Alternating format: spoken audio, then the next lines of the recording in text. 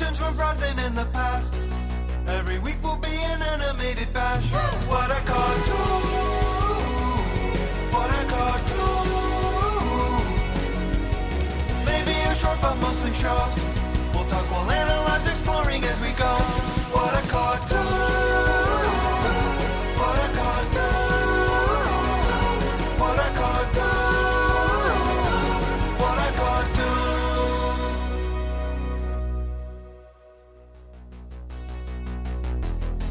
Hello, everybody, and welcome to What a Cartoon, the podcast that redefines Hego. I am one of your hosts, the marketing monkey, Bob Mackey, and this is an audio exploration of every cartoon ever. Who is here with you today, as always? Tiffany's boyfriend. It's Henry Gilbert. And who is our special guest who brought us this episode today? Hello, everybody. This is Andrew, and was I going to say something? And this month's episode is the American Dad episode, Gold Top Nuts. Gold Top Nuts. The best, correct? They are everything. They are all. How can we carry on without them? Yes, and we're back to talking about American Dad. It has been nearly 5 years since we last covered it. We covered a Christmas episode for the holiday season of 2018, a very long time ago. So many things have happened. But Andrew, our patron here, his request for the top tier of our Patreon was a newer American Dad episode from just the past season. Andrew, welcome to the show, and please let us know, why did you pick this episode? Thanks, Bob. Great to be here. I picked this episode because I think it's really emblematic of a lot of the recent episodes of American Dad, not just since they switched to TBS, which I don't know how many years ago that was, 5, 6, maybe even more. Time flies lately. But it's got such a quality to it. It's surreal. It's got this vague underlying creepiness, especially in the first and bit of the second acts. And, you know, it reminds me of some of the other episodes they've had recently. Rabbit Ears, I don't know if you guys have seen that one in your recent, watching and catching up. And I've just, to quote Frank Reynolds from It's Always Sunny in Philadelphia, they don't know how many years they got left, so they're going to get real weird with it. And I think it's kind of what the writers have been doing. They're just, being experimental and having a lot of fun, and it really shows. And I'll admit that this is not my favorite episode, nor is it, I think, the funniest episode. But I think it is just a great episode that really showcases what they've been doing lately. Yeah, you're totally right about that, Andrew. I did watch Rabbit Ears, by the way, because I was looking for newer episodes to watch. I turned to our friend Drew Mackey from Gayest Episode Ever. He recently did an entire American Dad, a full rewatch.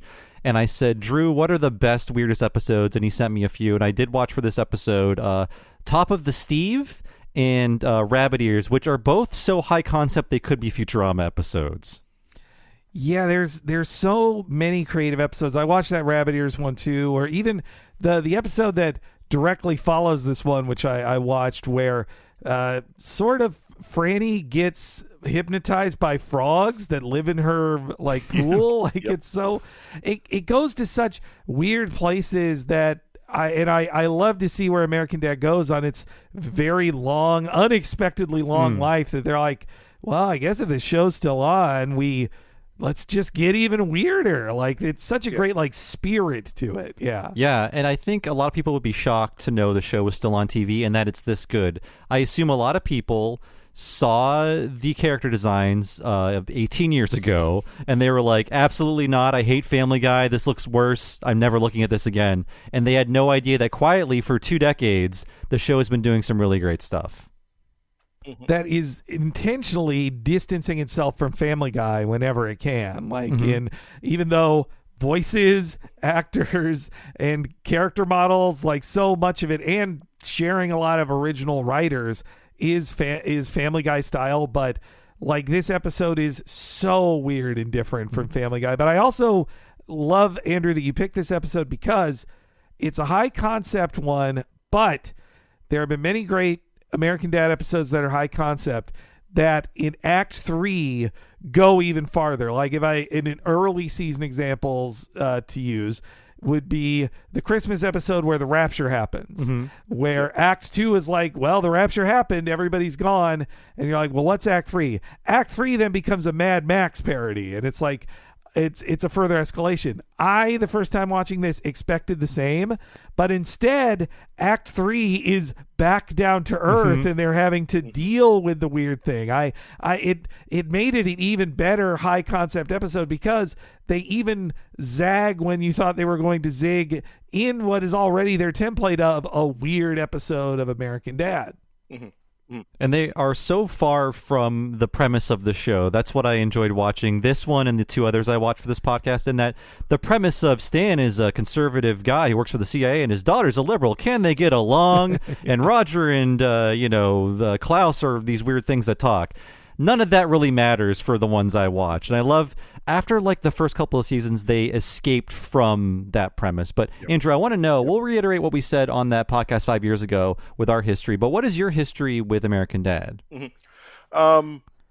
So I think I was initially a day one watcher because, it came out early aughts, mid-aughts, around that time. And I, at the time, was still watching Family Guy or Family Guy reruns. I'm not sure if it had been renewed yet at Fox, or if it was just in Adult Swim reruns. So I figured I'd give this a shot.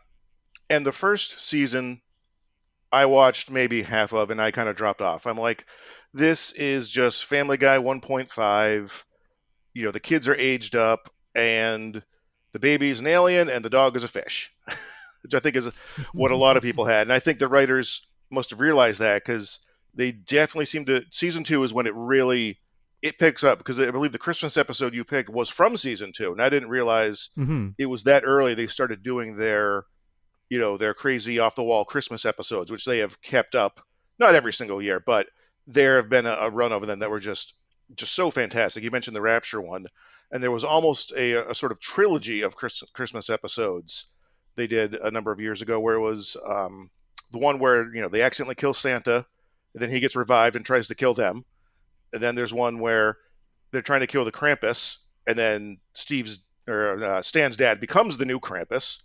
And then a third one where they find out Santa is using slave labor from children and the elves to mine gems to revive the ancient giant Humbaba from the Babylonian Epic of Gilgamesh. Well, or even to say nothing of the Golden Turd storyline. Yes, I completely forgot went about over for like over 17 years of episodes. Yeah. They kept popping in and out of it until the last it was heard of was in the 300th episode, which I also did watch ahead of this, and because I was like, oh wait, what was their 300th episode? And it's about the Golden Turd that they had been building in the background for years. Yeah, and I'm not sure if I've seen that. I might have to go back and watch it. So I think I didn't really pick back up on American Dad until maybe either Adult Swim reruns or if it ever was on Adult Swim, I can't remember. It might have just been when it hit streaming services is when I finally decided, well, I've watched everything else that's on these services. Maybe I'll go back and see if American Dad got any better. And to my surprise, it had gotten fantastic, So I just kept up with it. And then when I saw that it moved to TBS a number of years ago, that was when I'm like, well, it's going to have a couple seasons. The quality is going to go way downhill. The budget's going to get slashed. And to my surprise, it's pretty much has gotten even better for the most part. There's a few episodes here and there that I think are actual absolute stinkers, but for the most part, I think the TBS years have been better than when they were on Fox. Yeah, I was the same way of thinking when it moved to TBS. I thought like, well, that's not going to go well, and also it'll get canceled soon enough because it's not going to. I would never have expected the years it stayed on TBS. When I tell you how many years, you're going to both be surprised. It wasn't nuts. 5 or 6 years. It's almost been a decade. I knew you were going to say that. I'm shocked again. Yeah. Even having refamiliarized myself with a bunch of episodes lately, I'm still shocked to learn that. That just shows how fast we're aging, I think. Yeah. That's really 2014. That was just 1, 2, 3. Oh dear Lord. I want to go over my history with the show very briefly. We covered this 5 years ago, but in case you forgot, I was a day one viewer of this program.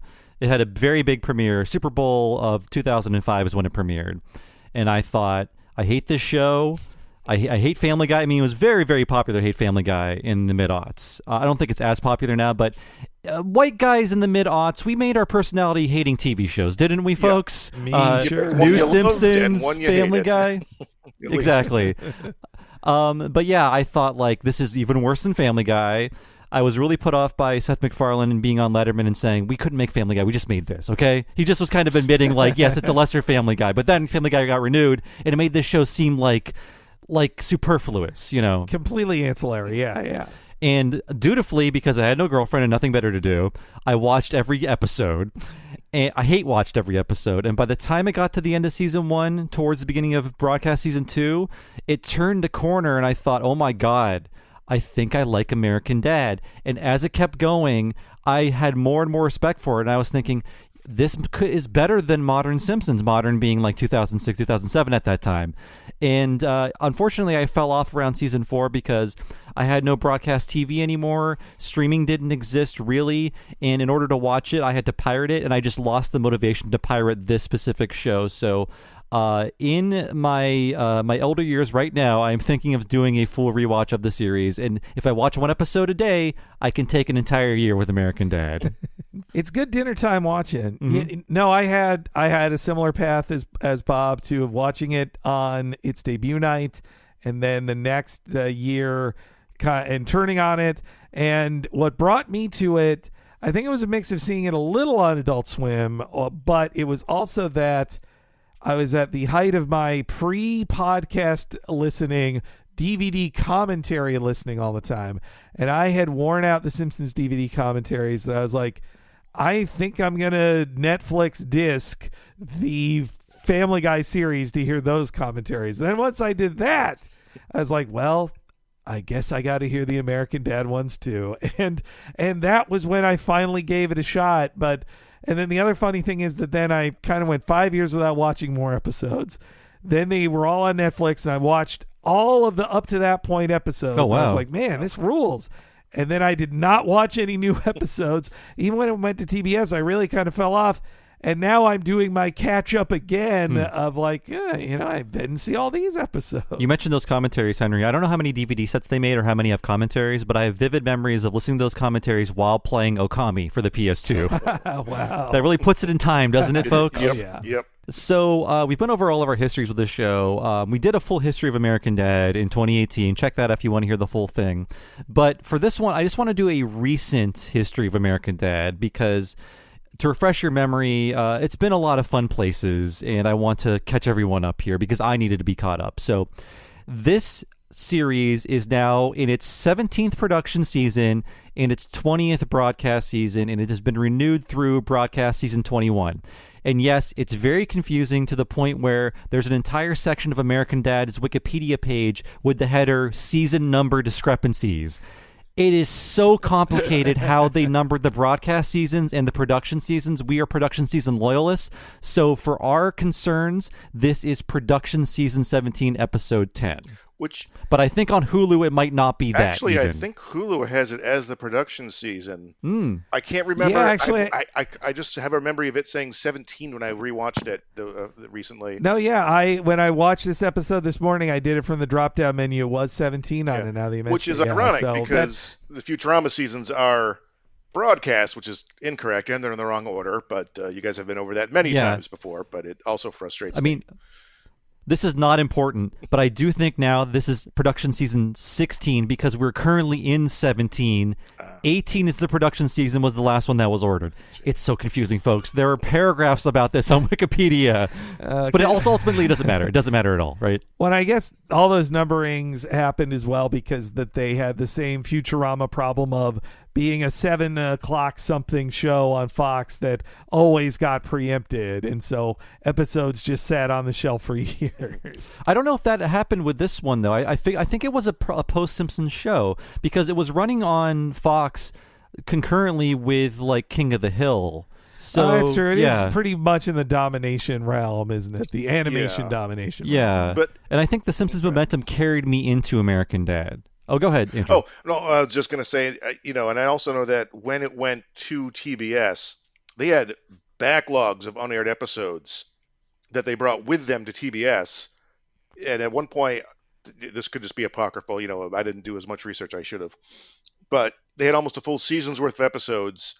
But, by the time they got to maybe their third or fourth year on TBS, between the backlog they had when they started, plus the backlog from TBS not airing them for some reason as they were produced, there was a large backlog that I don't know if they've caught up to that by now. I think they have, but that is yet another reason for the discrepancy between production versus aired. It's very confusing. And let's go over just some basic facts about the series. So American Dad premiered after Super Bowl 39 on February 6, 2005, and it went on to have 8 production seasons and 11 broadcast seasons on Fox. And then it jumped to TBS in the fall of 2014, nearly 9 years ago, after being canceled by Fox in July of 2013. When I saw that episode after the Super Bowl, I thought, this has got like 2 years in it, 2 years of gas in it. The Seth MacFarlane train can't push this any further than that. But no, here we are. He's still on the show doing voices. We're in the year of our Lord 2013, and there's still new American Dads, and there will be next year too, at the very least.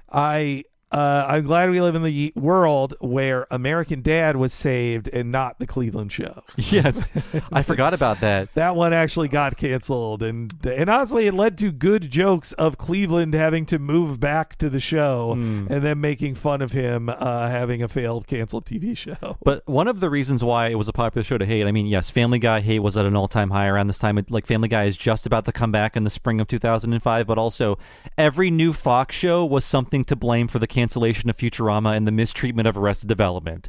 You're like, oh my God, American Dad, this stupid show gets this spotlight, and Arrested Development is buried? This is not fair at all. I am so invested in the plight of TV shows.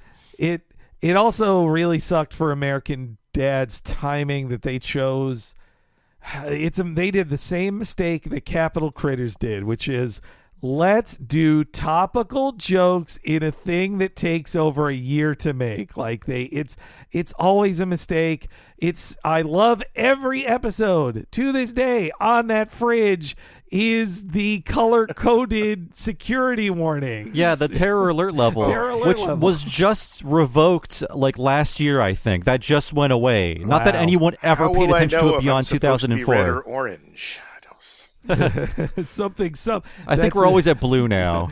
That's the joke in the first episode, meaning something somewhere is not good. Yeah, it's still there every time. But yeah, I mean, also I've noticed in these later season episodes that similar to how Homer never does his job anymore at the power plant, I think there's one CIA episode a season, pretty much. But I mean, I haven't done an extensive rewatch, but I was like, is Patrick Stewart still in the show? And he's on 5 to 8 episodes a year of American Dad. He's still playing Bullock. I mean, now that he's learned how to use Zoom, thanks to the pandemic, it's probably even easier for him to record his voice for the show. And so, as I said earlier, there is a TBS renewal for American Dad, which happened in December of 2021, nearly 18 months ago or so. So it feels like we're either due for more American Dad news soon, or it will wrap up after that next season. And the season orders got lessened. TBS was not cheap when it came to this show. The seasons on TBS have 22 episodes. The recent ones have 10. So this one and the next one were 10 episode orders. So it feels like they're winding down a bit. Oh, yeah. I mean, if you want me to, I have some crystal ball thoughts on the future of TBS. Yeah. I was going to defer to you, Henry, because TBS is caught up in AEW and things like that. Okay, so yes, here we go. Yeah. This is the complicated thing. Well, everybody's hearing about Warner Brothers Discovery, and how they are tightening belts, cutting things, and especially that goes to cable and scripted on cable, especially. So, Discovery Channel, Team Discovery Channel is known for cheap reality programming, non-union, but TNT, its long legacy is scripted drama shows, and TBS's long legacy is scripted comedy shows. And now that Discovery has bought them, they seem to be divesting of most of those things. If you watch that Snowpiercer TV show, you would know that the 4th season filmed, and it's never airing, at least not on TNT. Wow. It's looking for a new home. I've always wanted to watch it. I just saw the movie and I thought it was really good. Though, unfortunately, I've heard the Snowpiercer TV show is a little more like propaganda than the movie. What about the authority figures? What are their lives like? Can't we have some sympathy for them? Yeah, but yeah. So A reason I know this is because I watch All Elite Wrestling, which is the Well, that's what wrestling, it stands for. and it's the wrestling show AEW that is on TBS and TNT. Actually, when Dynamite, the show on TNT, debuted, and now it's on TBS, they worked with American Dad, and American Dad did like a original piece of art that was a poster of like Roger and other people as characters in AEW fighting each other, and it was like American Dad welcomes AEW, but They're like TBS ambassadors now. But now TBS, I was shocked that American Dad got renewed the last time because it was when Warner was divesting of scripted stuff like it. Like, it is an expensive scripted thing, and they don't even own it. It is a Disney show. Well, TBS, I'm sure, has some tiny stake in it because they're paying for it, but the reruns still live on Hulu, and it started as a Fox show, and so since it's 20th TV, I believe it is owned by Disney now, like Family Guy and King of the Hill is owned by Disney now. So I would bet with the way things are going, it makes me very sad. And I hate that it's a two-sided coin here because I love the pro wrestling and I hope that it doesn't get canceled. And it is seemingly less likely to be canceled because it is cheap, non-union reality television. Thus, it means it will stick around while shows like American Dad get canceled and go away. Team Discovery Channel 1 in the end, it turns out. If only we had known. Andrew, do you have any thoughts about the possible end of this show? I mean, this is a very good run for an animated show, by the way. Yes, yeah. No, I mean, I'll be sad because I have really enjoyed these recent seasons, but all good things have to end eventually. We've seen what's happened with shows that drag on long past when they probably should have gracefully stepped into the sunset, as it were. Although I guess Simpsons has kind of had, the last few years, I have not kept up, but I guess it's picked up a little bit more steam and has gotten some younger writers from the sounds of it. And, whether they can replicate the golden years, I think is probably not quite going to happen, but it's not going to be the dregs that people, have often talked about when they talk about modern Simpsons. So, but to get back to American Dad, no, I definitely, maybe it can find a home, it could go to a Hulu original series or something, but, I wouldn't cross my fingers. I wouldn't be surprised if this next production order is the last one or maybe one more after that. It's fun to think that American Dad is still moving thanks to the momentum of being premiered after the Super Bowl in 2005. I think without that, it has fans, but so many people had their eyes on that, and that is recognition, and you can never get that again. And, also another thing that surprised me when TBS renewed them for this current season is that, and I watch AEW weekly, and that has commercials. They advertise American Dad's new season a lot on it, so it's not like they're hiding it. But it also surprised me because 2021, I double-checked this. I was like, 2021 was when Family Guy got taken off of Adult Swim. That was when Disney was taking back shows like that to be on FX and Hulu. So I figured the same when it would happen to American Dad. Yeah. And and also, another thing I like it's in this new era of it is that they hire a lot of my favorite comedy improv podcasters. I hear just this episode alone has 3 names I love: Joel Kim Booster, June Diane Raphael, and John Early. Like, I love all 3 of those folks. Is June Diane Raphael, is she the talk show host? Yes. I think that's a recurring character on the show. It is, yeah. The Morning Mimosa crew, they've had a few episodes throughout the run. And they also have guys like Jason Mantzoukas, Paul F. Tompkins, Lauren Lapkus. Like, they are clearly listening to all of the Hollywood improv podcasts that I listen to. So. Well, the guys who wrote this episode are our age, almost exactly, Henry. Well, there you go. So these young 40-year-olds making TV happen. I want to go over the showrunner situation because Mike Barker and Matt Weitzman are sort of like the Al Jean and Mike Reese of American Dad in many ways, except one, they never left. Well, one of them did. We'll cover that soon. And they both actually get created by credits. So it feels like Seth MacFarlane is the Sam Simon figure, basically. And he is not creatively associated with the show. He really never was. And I think that's for the best because I don't like his sense of humor. He's an amazing voice actor. I think Stan is so funny. Roger is so funny. Everybody he voices is funny. Like Peter Griffin is a very funny voice. He's so good at what he does. But then again, I was listening to our friend of the show, Brian Quimby, has a Patreon series called Welcome to My TED Talk.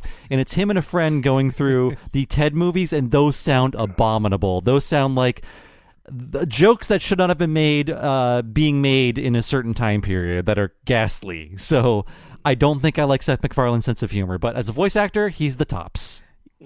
It's funny that he's now doing what he should have done all along, which is be one of the top voice actors around who doesn't write things. He kept far away. I mean, he's probably, if you consider what he's getting as a creator and executive producer credit on the show, he's probably the highest paid voice actor in television, I would bet. I imagine him coming in to record this saying, what is this about again? Just not being associated with the creative process. Just talk about the nuts, Seth, okay? Here's your check for $1 million. I can only compare things to Simpsons because it's a long-running show, and we do a Simpsons podcast, but essentially Mike Barker and Matt Weitzman are the Al Jean and Mike Reese of the show. And yes, like Al Jean and Mike Reese, eventually there was an amicable split.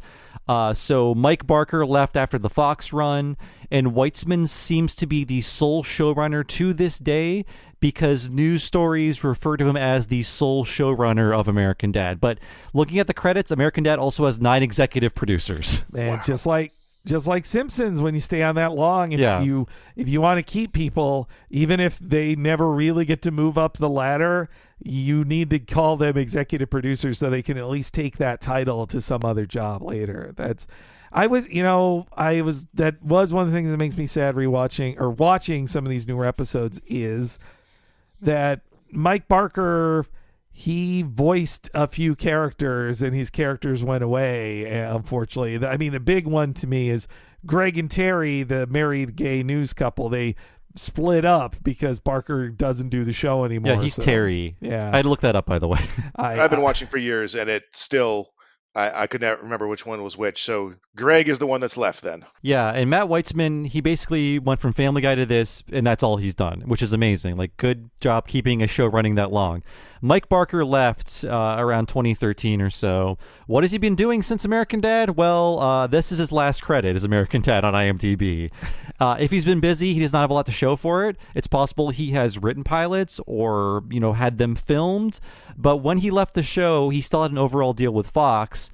And I'm sure there were things going on with Fox that didn't come to light. But in November of 2020, after we did our initial American Dad podcast, it was announced that he and Comedy Bang Bang director Stoney Sharp were the creators of a potential animated show at Fox called Greater Good. But in news stories about it, it was said that Fox committed to a script, meaning they paid to have a script written. That's not even a pilot being made. So they had a pitch for an animated show, and they were paid to write a script. I think we're never going to see Greater Good, folks. No, they'd have animated the pilot by now after 3 years. Yeah, it sounds like he has that amazing job, great work if you can get it, which is being paid millions of dollars to develop things that then don't get made in most cases, like those development deals. You're right. This is so Mike Reese and Al Jean. Like, Al Jean stayed at the Simpsons factory, and Mike Reese took, he travels around the world with his wife and then also takes some side gigs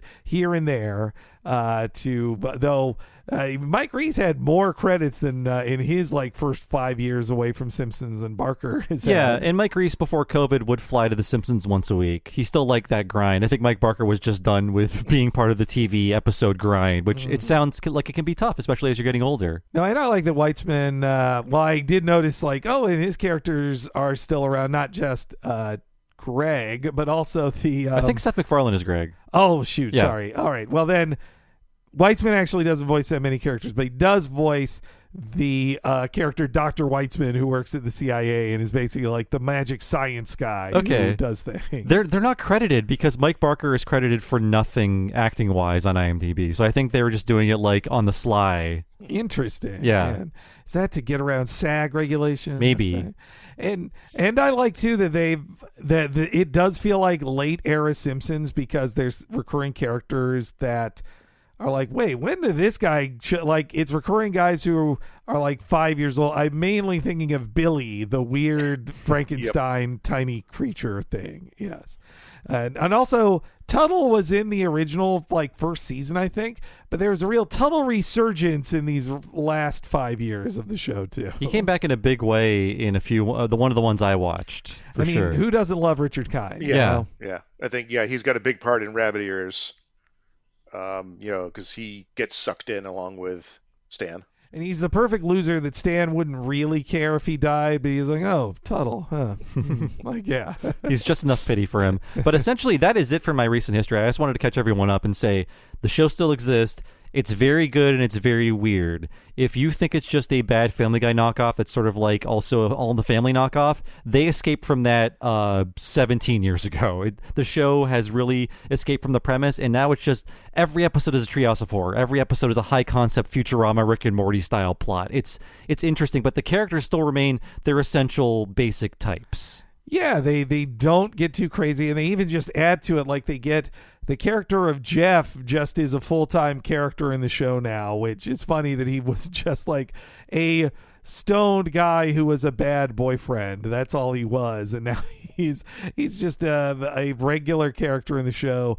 And I love watching him like get tortured all of the time, like just being sad. I do, also folks should look up this writer, Crudell, or he's at Crudell on Twitter, but he was a writer on American Dad, and he talks about how like originally when they went to TBS, American Dad was promised that they couldn't be a guild show because that was just a rule for Warner cable shows that they do not do animation with Guild, with the WGA. And they got the exception of like, we'll pay you your Guild rates and all that. You'll just not officially be a Guild show. And the Crudell, Krudell, details how TBS tried to sneak their way out of paying them certain things because they're like, well, technically, we don't. They basically tried to screw them out of residuals on stuff that they were owed contractually. So it sounds like it's not always smooth sailing working with TBS for American Dad either. With the TBS shows, I assume that they would look worse, but this is one of the few animated shows that has looked better since it started, and I think they really inherited the broadcast prestige. Yes, they are saddled with characters that can't be moved around that much just because they are Seth MacFarlane characters made to be very marketable and pleasing to the eye. So it's tough to move them around, but the backgrounds look nice. They find new ways to animate things. In this episode, they have to draw Stan from overhead climbing upstairs. I pity the animator who had to do that. Yeah. His giant weird head. Yeah.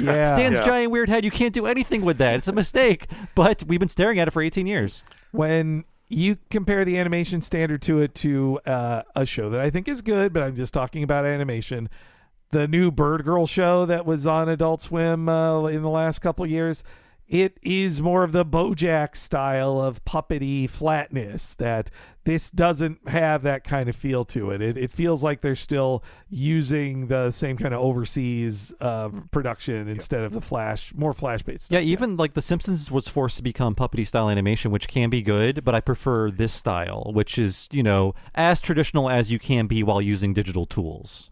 Yeah. And one thing I always thought American Dad has done great, maybe not initially, but definitely even before the switch to TBS, which is a weird thing to talk about for an animated show, is prop design.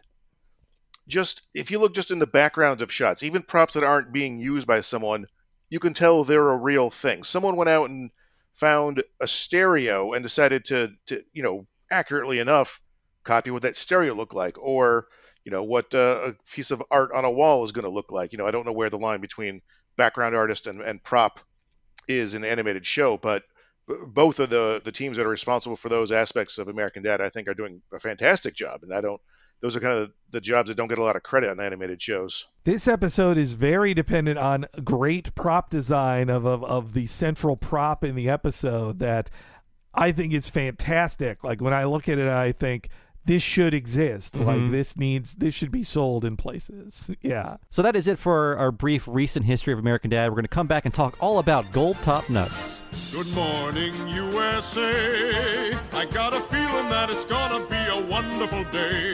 The sun in the sky has a smile on his face, and he's shining a salute to the American race. Oh boy, it's swell to say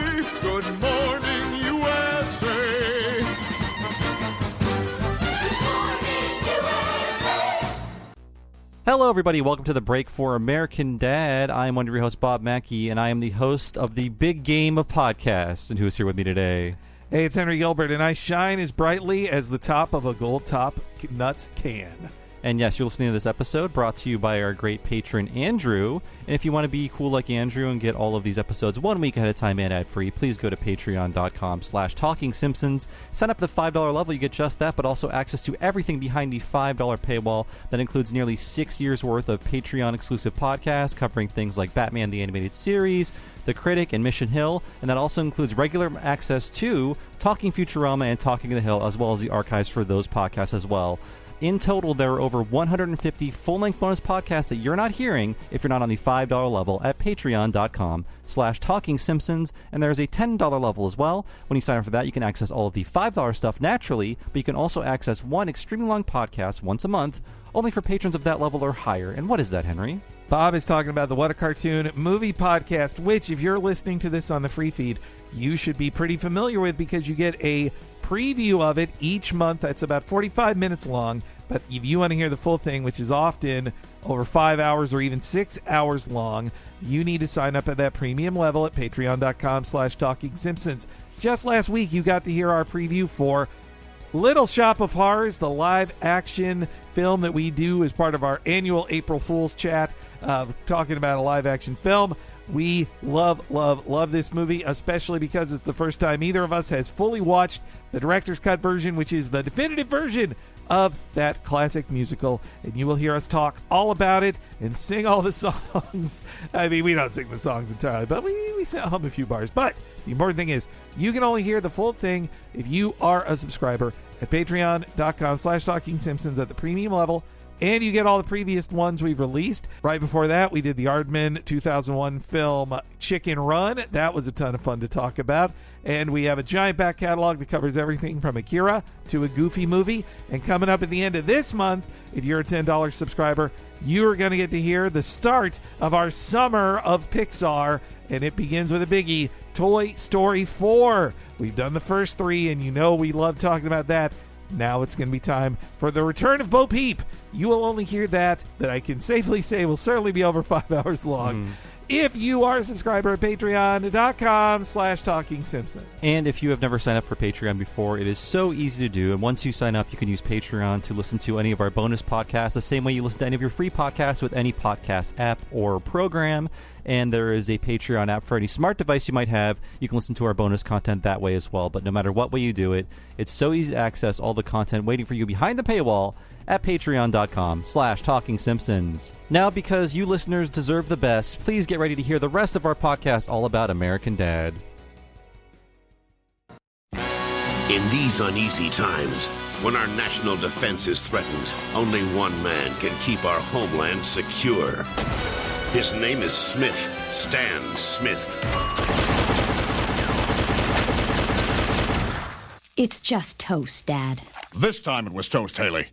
This time. He's a mid-level CIA operative with a sixth sense for danger. We're at Terror Alert Orange, which means something might go down somewhere in some way at some point in time. So look sharp. Wherever the American way of life is threatened. You like shaving your armpits, Haley? Huh? Because if the terrorists take over this country, that's the first thing to go. Whenever CIA experiments go wrong. Where's this Tim Francine? Where's this Tim? You and I are meant to...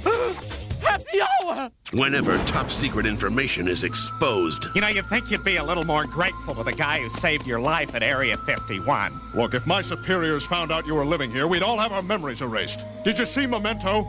It's not as good the second time. There's only one man who can protect the American family. Dad, why is Hillary Duff in our house? Hillary is here of her own free will. Hillary, could you pass the salt? Pass him the salt. Introducing American Dad. Hillary, look out for the mines! What did I just say? You heard me. What did I just say? You said look out for the mines. I said look out for the mines. Sunday, May 1st on Fox. This dog has character. All right? He was around for the Reagan administration. He knows how things are supposed to be. Oh, damn it. He's gonna pee. Oh, no. Nope, just dust. If they could see you now and all this fun that you found, but they surely can't because they've all drowned. Ghostly corpses on the ocean bed, they die of jealousy, but they're already dead. But if they could see you now out on this party boat cruise, living the life and huffing diesel fumes, the only thing that we have to do is watch the temperature gauge and make it stay in the blue. So we're back to talk about Gold Top Nuts. It is broadcast season 19, episode 10. This is episode 332 of American Dad. And Hulu has this listed as season 17, episode 10, I think. You have the tools to find it on your own. I can't be responsible for what I'm saying here.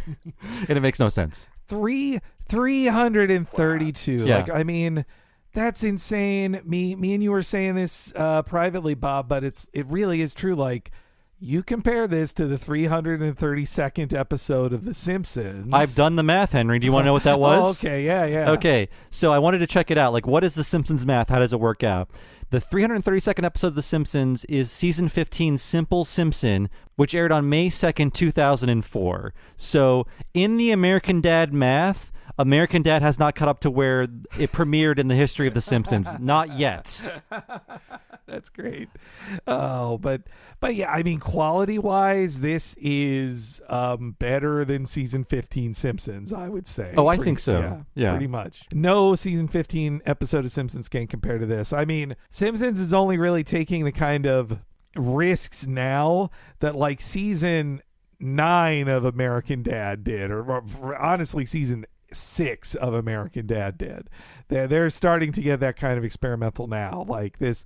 And this one, again, Andrew, I'm glad you picked this one because it is experimental, but not as experimental as other ones. Like it still is kind of it's still grounded in the family too. And even though it started 8 years later, there are more episodes of this than there are of South Park, because South Park seasons got a lot smaller because it's real. I mean, there are writers, but the bottleneck is Trey and Matt, right? So yeah, they're at like 325. It's not that different. Okay, yeah. but still, Well, I would have guessed they were over 400. But I guess the recent years they've really tailed off on the production because they've been involved in other things, and then obviously the whole HBO versus Paramount, who gets to have what South Park creation today. Well, they can argue in court while those guys count their billions, with a B, billions with a B. Let's talk about the writers of Gold Top Nuts. They are a writing team, by the way. Brett Cawley and Robert Maisha, I want to say. His name is spelled M-A-I-T-I-A. I'm going to say that's Maisha. I couldn't find an interview with him to clarify, but Robert, if you're out there, let me know. So Brett Cawley, not a lot of writing credits outside of this show, but he started on American Dad as a staff writer and story editor on the first TBS season in 2013. And then with his writing partner, Robert Maisha, he's written 17 episodes, which includes the season 18 premiere, which just happened in March of this year. And he's still on American Dad. His only other writing credit is 2 episodes of MODOK. And as of season 17, he has risen to the rank of executive producers. So he is one of 9 on this show. Congrats. Yeah. That MODOK show was good. It's a good, and there'll never be more of it because Kevin Feige doesn't want it around. But it was the one season was a good show. And Robert Maisha, the exact credits as his writing partner. So there you have it. And they're both born in 82, the best year to be born. So congrats, guys. You did it. You did. Oh, you're another 82, Andrew. I'm younger than you guys. I'm November, but another 82. You spry. Yeah, you're almost an 83. I shouldn't be talking to you. I'm so ashamed. But it was class of 2000 for high school, so I was... Okay. No, well, now I can't talk to Henry because 2000 is the best year to graduate. Yeah, no, I'm an 01. It's true. We still have one more year of the 20th century to hang out in. It's fun to hear that those guys have been around since just the TBS years. I do think that's a credit to Weitzman, his showrunner, that, with a moving channels, shrinking staff, also probably with weird renewal dates, like you probably write a whole season and then everybody's free to go somewhere else. Like you can't maintain all of your writers and some aren't going to work on a non-guild show. So to keep such a good writer's room together and a consistent voice still into like this being the 17th season, very impressive. Yeah, they've been on the show for 10 years. Let's not talk about seasons. Right. I'm gonna start going insane here. Directed by Jennifer Graves. So her career started in 1996 as a storyboard cleanup artist on previous What a Cartoon subject, Captain Simeon and the Space Monkeys. Oh. Wow, I haven't heard about that in forever. Part of the Bobot Entertainment Network, and still without any release, without any true release. It can only be watched off of people who taped it off television. It's nuts, yeah. So she was directing episodes of TV animation as early as 1999. So she's associated with two very cursed shows. So Jennifer Graves directed one episode of Dilbert. And in the year 2000, she directed one of the two episodes of Sammy that actually aired on NBC. I did see that, and then the IMDb history. Out of the 13 they made, they aired two. The other 11 were just tossed into the wind. I don't know if those have ever surfaced, but Jennifer Graves, she directed and aired Sammy. I repeat, One aired Sammy. And I think Sammy just resurfaced like during COVID times. I recall that was during the pandemic. Yeah. Oh, sorry, Andrew. That's the David Spade show, right?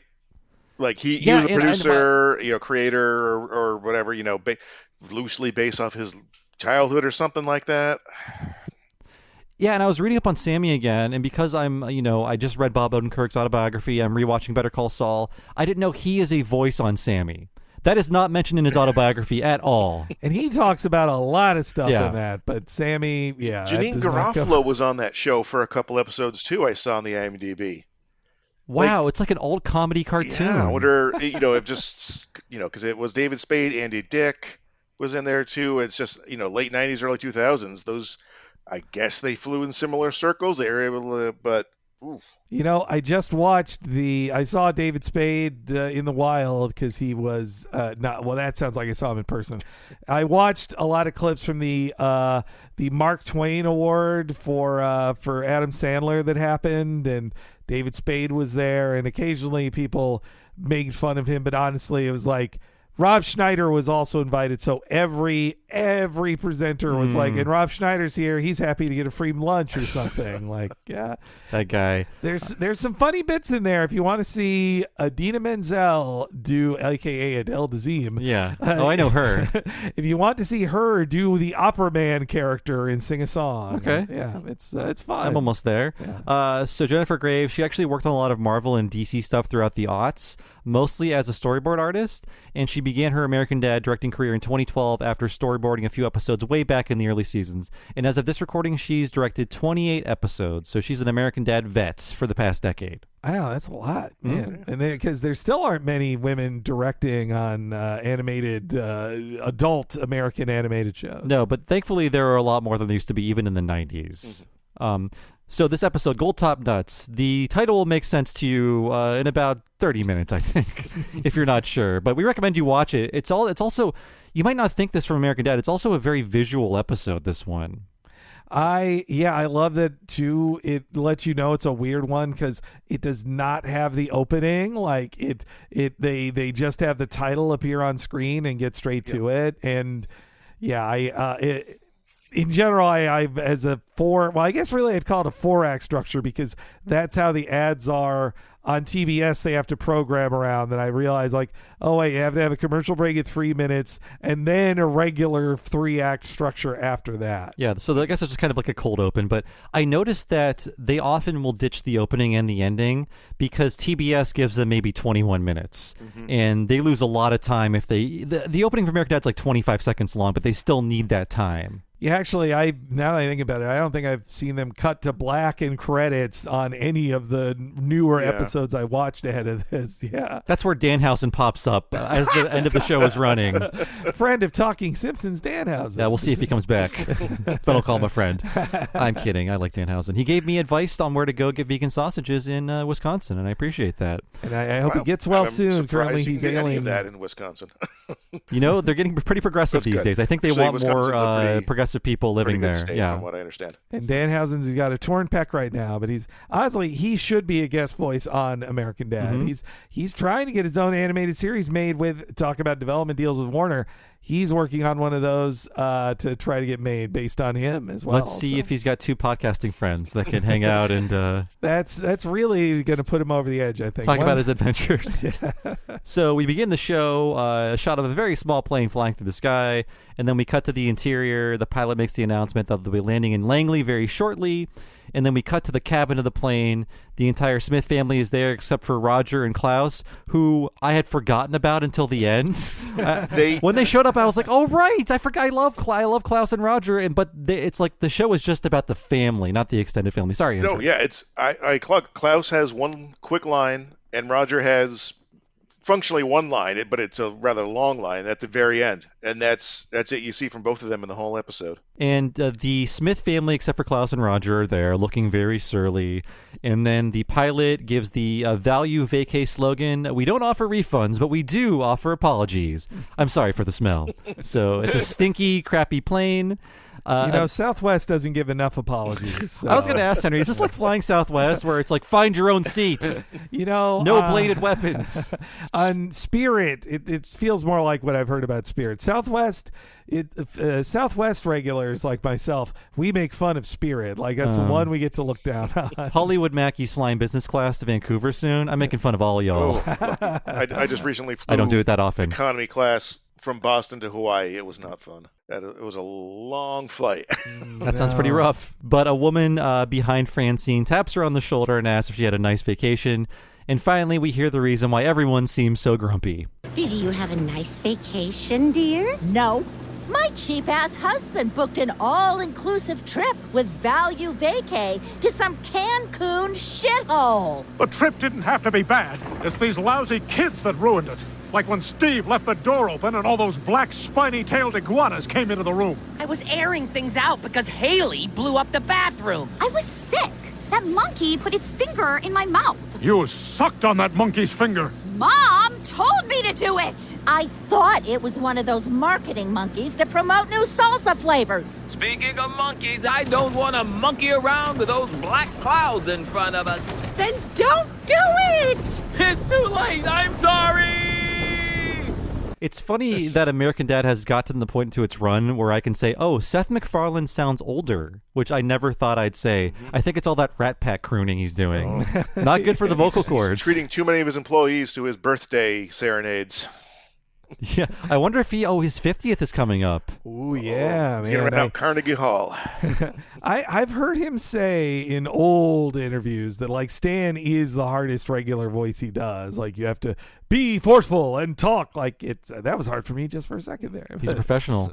He's gargling salt water before every take, probably. And but yeah, I think he you can tell he is aged. It's just interesting too because Franny doesn't sound any older to me, and she's like an older actress. Yeah, than him. I love all the voice actors on here. Wendy Shaw playing Francine. Scott Grimes, former child actor Scott Grimes is Steve. Scott Grimes is amazing. I didn't even know he's on the Orville with Seth MacFarlane. He plays a character. I didn't know that either. And he sounds the same as he did in 2005 because he's got the little kid voice. Sorry, Andrew. No, yeah, he's on the Orville. I think he's like the helmsman or something. You know, the guy who drives. I can't remember. I saw one episode of that.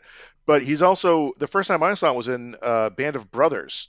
He's Sergeant Malarkey, who was the redhead fellow. If you ever watched Band of Brothers, that is Scott Grimes, one of the few actual American actors on that show because they used a lot of British actors since that's where they filmed. I just remember Schwimmer in the first episode. Yeah, that's the only he's in the actor. first, and I think he comes back in the very last episode. But no, World War II's making me so anxious. I think Grimes is great because he is. They also realize like, oh, he's good at singing too, so he like sings half of the series as well. I was looking up. It's just baffling to me that a 50, maybe late 40s or early 50s-year-old man can sing in like a prepubescent boy's falsetto so well. I guess technically Steve isn't prepubescent, but he acts like he is.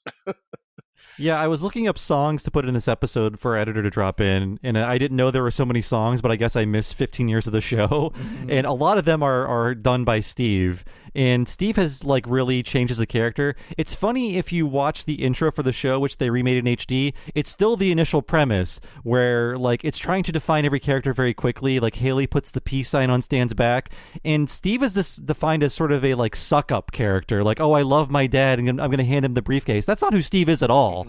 The opening mischaracterizes him. He's long left behind the quest for his father's love. Like he's just like, yeah, he's a dork who does his own thing, who also takes things very seriously. Like his another one I watched was him, the recent ones where he's talking about how much he loves his Sunday strolls, and he just takes walks down the street, and it's all to set up that that mafia guys are going to break his legs as punishment. They really kind of turned him into a Bobby Hill, and not like a plagiaristic way, but he and Roger always have their own adventures. And the one episode I watched, the episode starts with them can't wait to look at the rain meter they set up a year ago to check the level of rain that fell annually. Like a very dorky thing. Oh, and all their Wheels in the Leg Man episodes too. Yeah. But yeah, and Roger's not in this one, but it should be pointed out that Roger was a very throwback 80s character. He was like Alf, basically, in that Roger can't leave the house. They realized how much that sort of, shoehorned him into certain plots. So in future episodes, starting in like season 2, he just does new characters. And Roger being new characters is just who Roger is. And I think there's a TBS thing now that you can vote on which character you want Roger to be in a new episode or something like that. Oh, because he's one of the him being in one of his outfits is also part of the renewed opening too, the HD opening. Yeah. It's like their couch gag, because the couch gag used to be a joke headline, which was too Simpsons-y, so I'm glad they dropped it. Mm-hmm. Yeah. And I saw some of the ones to vote on. They were not the best Roger costumes I've seen, unfortunately, but I also love it came up in an older episode. Roger admitted that there's at least one character he plays that each member of the family does not recognize. Like each member of the family has one character that Roger does that they do not know is Roger. Otherwise, they always know it's Roger. Yeah. And he uses it to trick people, within the family even. I believe in that episode, Steve's first kiss was with a Roger one he didn't recognize. And Stan doesn't realize that he's like a wealthy guy at the country club that Stan is working at and trying to join. I think it was in the Rabbit Ears episode that Roger decides to become a baby, and they all treat him like a baby. And in one of the last scenes, he's like, "Yeah, I'm not doing that anymore." Yes, he's such a dick. Yeah. Like I love that that's consistent, or also that. There's so many running gags where he will say like, all right, we're going to go meet this person. And then when they get there, they'll be like, oh, it's me. I'm the other person. I'm the guy we were meeting. And I love when they play with that, where they'll ask him, this is going to be you, isn't it? And he's like, it probably will be. And then it's not. And he's like, oh, wow, it's actually a real person. I'm as surprised as you are. Back to this episode, though, we get the American Dad logo over a shot of the plane flying directly into a massive thunderstorm. The plane is being rocked with turbulence, and Stan turns around to say this is all his fault because he booked the vacation. And Stan adds, so just want to say, if we don't survive, you also made a lot of mistakes before this trip, and I don't forget that. That's so great. Like, I mean, it can happen in fights with family or spouses where you go like, crap, I'm definitely wrong. Can I remember a time when they were wrong, and then maybe I can win an old fight if I'm losing this fight now? I was trying to figure out, like, what is Stan's personality after refamiliarizing myself with the show, and I feel like what defines him as being very petty but also very dramatic, and also being very callous. I think those are the three key traits of Stan as a character. Yeah. And also when I saw the credits again, I was thinking, like, you know what? We bag on Seth MacFarlane from time to time, but he could have just been the creator of this show as far as credits go. Like it is a normal practice that the most famous person who makes a show like this gets to be the creator, and the other guys can be, say, developer or whatnot, like with James L. Brooks and Sam Simon on The Simpsons. And David Cohen on Futurama. Yes, he should be created by credit with Matt Groening, I think. Or also Josh Weinstein on Disenchantment as well. But in this case, Seth MacFarlane named Barker and Weitzman co-creators, which gives them way bigger paycheck at the end of the day, which is a good thing to do. Like I like the sharing of the spotlight. Me too. Yeah. So yes, the mistake that Stan wants Francine to remember is the little Matt Damon movie, and Stan jumps in to say downsizing. That is a perfect American Dad joke. There's several in this one that I'm like, when I think of a perfect American Dad joke, it is specificity of a like mediocre thing everybody forgot. Like yeah, and this reminded me of downsizing. Yes, there is a movie where Matt Damon is shrunk, and it is directed by Alexander Payne, the very good director. I don't know what he was doing making downsizing. Maybe it's better than we all thought. But the guy who directed Election in Nebraska and About Schmidt, it's not? Okay. No, I've seen it. It is two scripts mashed together, and they don't mesh. The first act and a half, lighthearted comedy about being shrunk down. Hey, look at all these wacky, the exact thing you'd expect from someone being shrunk down.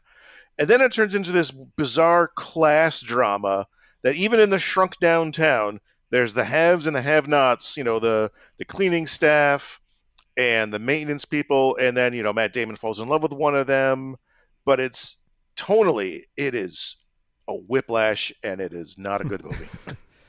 I just think that a decade before downsizing, Tim and Eric made the sketch Little Dancing Man about a shrunken Ted Danson, and he just walks around saying, wow, look at the size of that mug. Look at the size of that pencil. I forgot that great sketch. Yeah, it's good. So, but it's not as funny as Stan remembers then, Andrew? No, I think this definitely points to Stan often being kind of pompous, and, he takes things at very face value. He's in some ways almost like Michael Scott. He sees that Matt Damon's tiny, and that must be funny, and he doesn't pay attention to the actual plot or themes. Yeah. Francine, so Stan is bitterly recounting how Francine bought everyone a ticket but him by accident to downsizing, and he said he was fuming as he watched the entire family laughing across the theater, and Francine said, we weren't laughing, and someone in the back of the plane says, I don't think that movie was supposed to be funny. It was hysterical. Matt Damon was so small. I mean, too, that like Stan, it's not even that Stan got to miss the movie. It's that he didn't get to sit. So it's even pettier. Like, it's even dumber that he's still mad about it. And Steve jumps in to pile on Francine, calling her thoughtless. And Haley is referencing some of Steve's own thoughtlessness, like when he let her Sims die in a house fire. And his response was, I was 5. They said the saddest nonsense as they burned. So he's still haunted by the death of the Sims. And I like that Steve was supposed to have been... Is he 14 in the show? Yeah, 14, 15, I guess he was supposed to be born in like 1992 initially, but now it's like, he's like a Zoomer, this Steve. Did he even have access to the Sims? It's funny, too, because all my friends who were the hardest core Sims players... They played it to kill people like that. The killing is part of the fun. They didn't have attachment to them, though.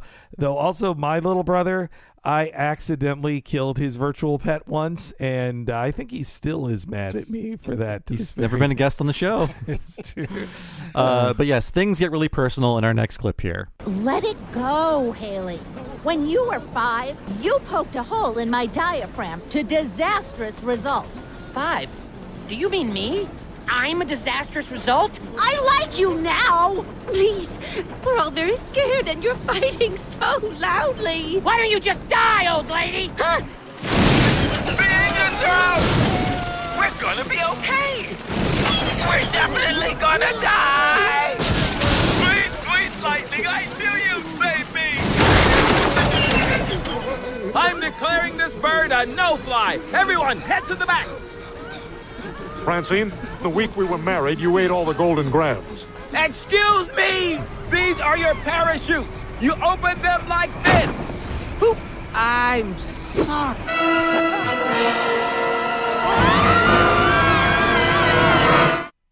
So that's the act break.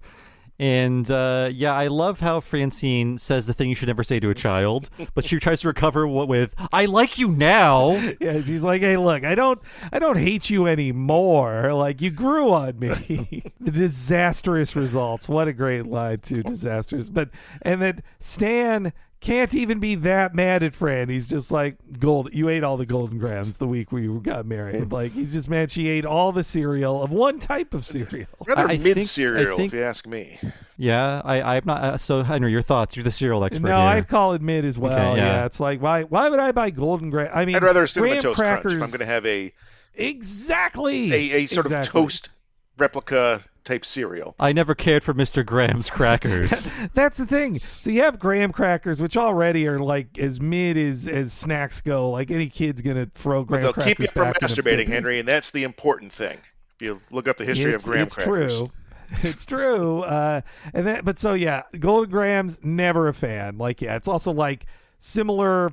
Look, everything we're talking about here is just sugar on corn. Like, it's all the same thing. But if I'm going to eat that, I'm going to have corn pops. Like, that's another, like, better adjacent thing. Or Apple I think Jacks. it's like corn syrup on corn. It's not even sugar. Oh, yes. Why am I saying sugar? It's corn meets corn. Corn meets corn. It's, that was... From our friend Brian, I remember him describing capitalism as just like, you know how you go down the aisle and you have all these choices of cereals?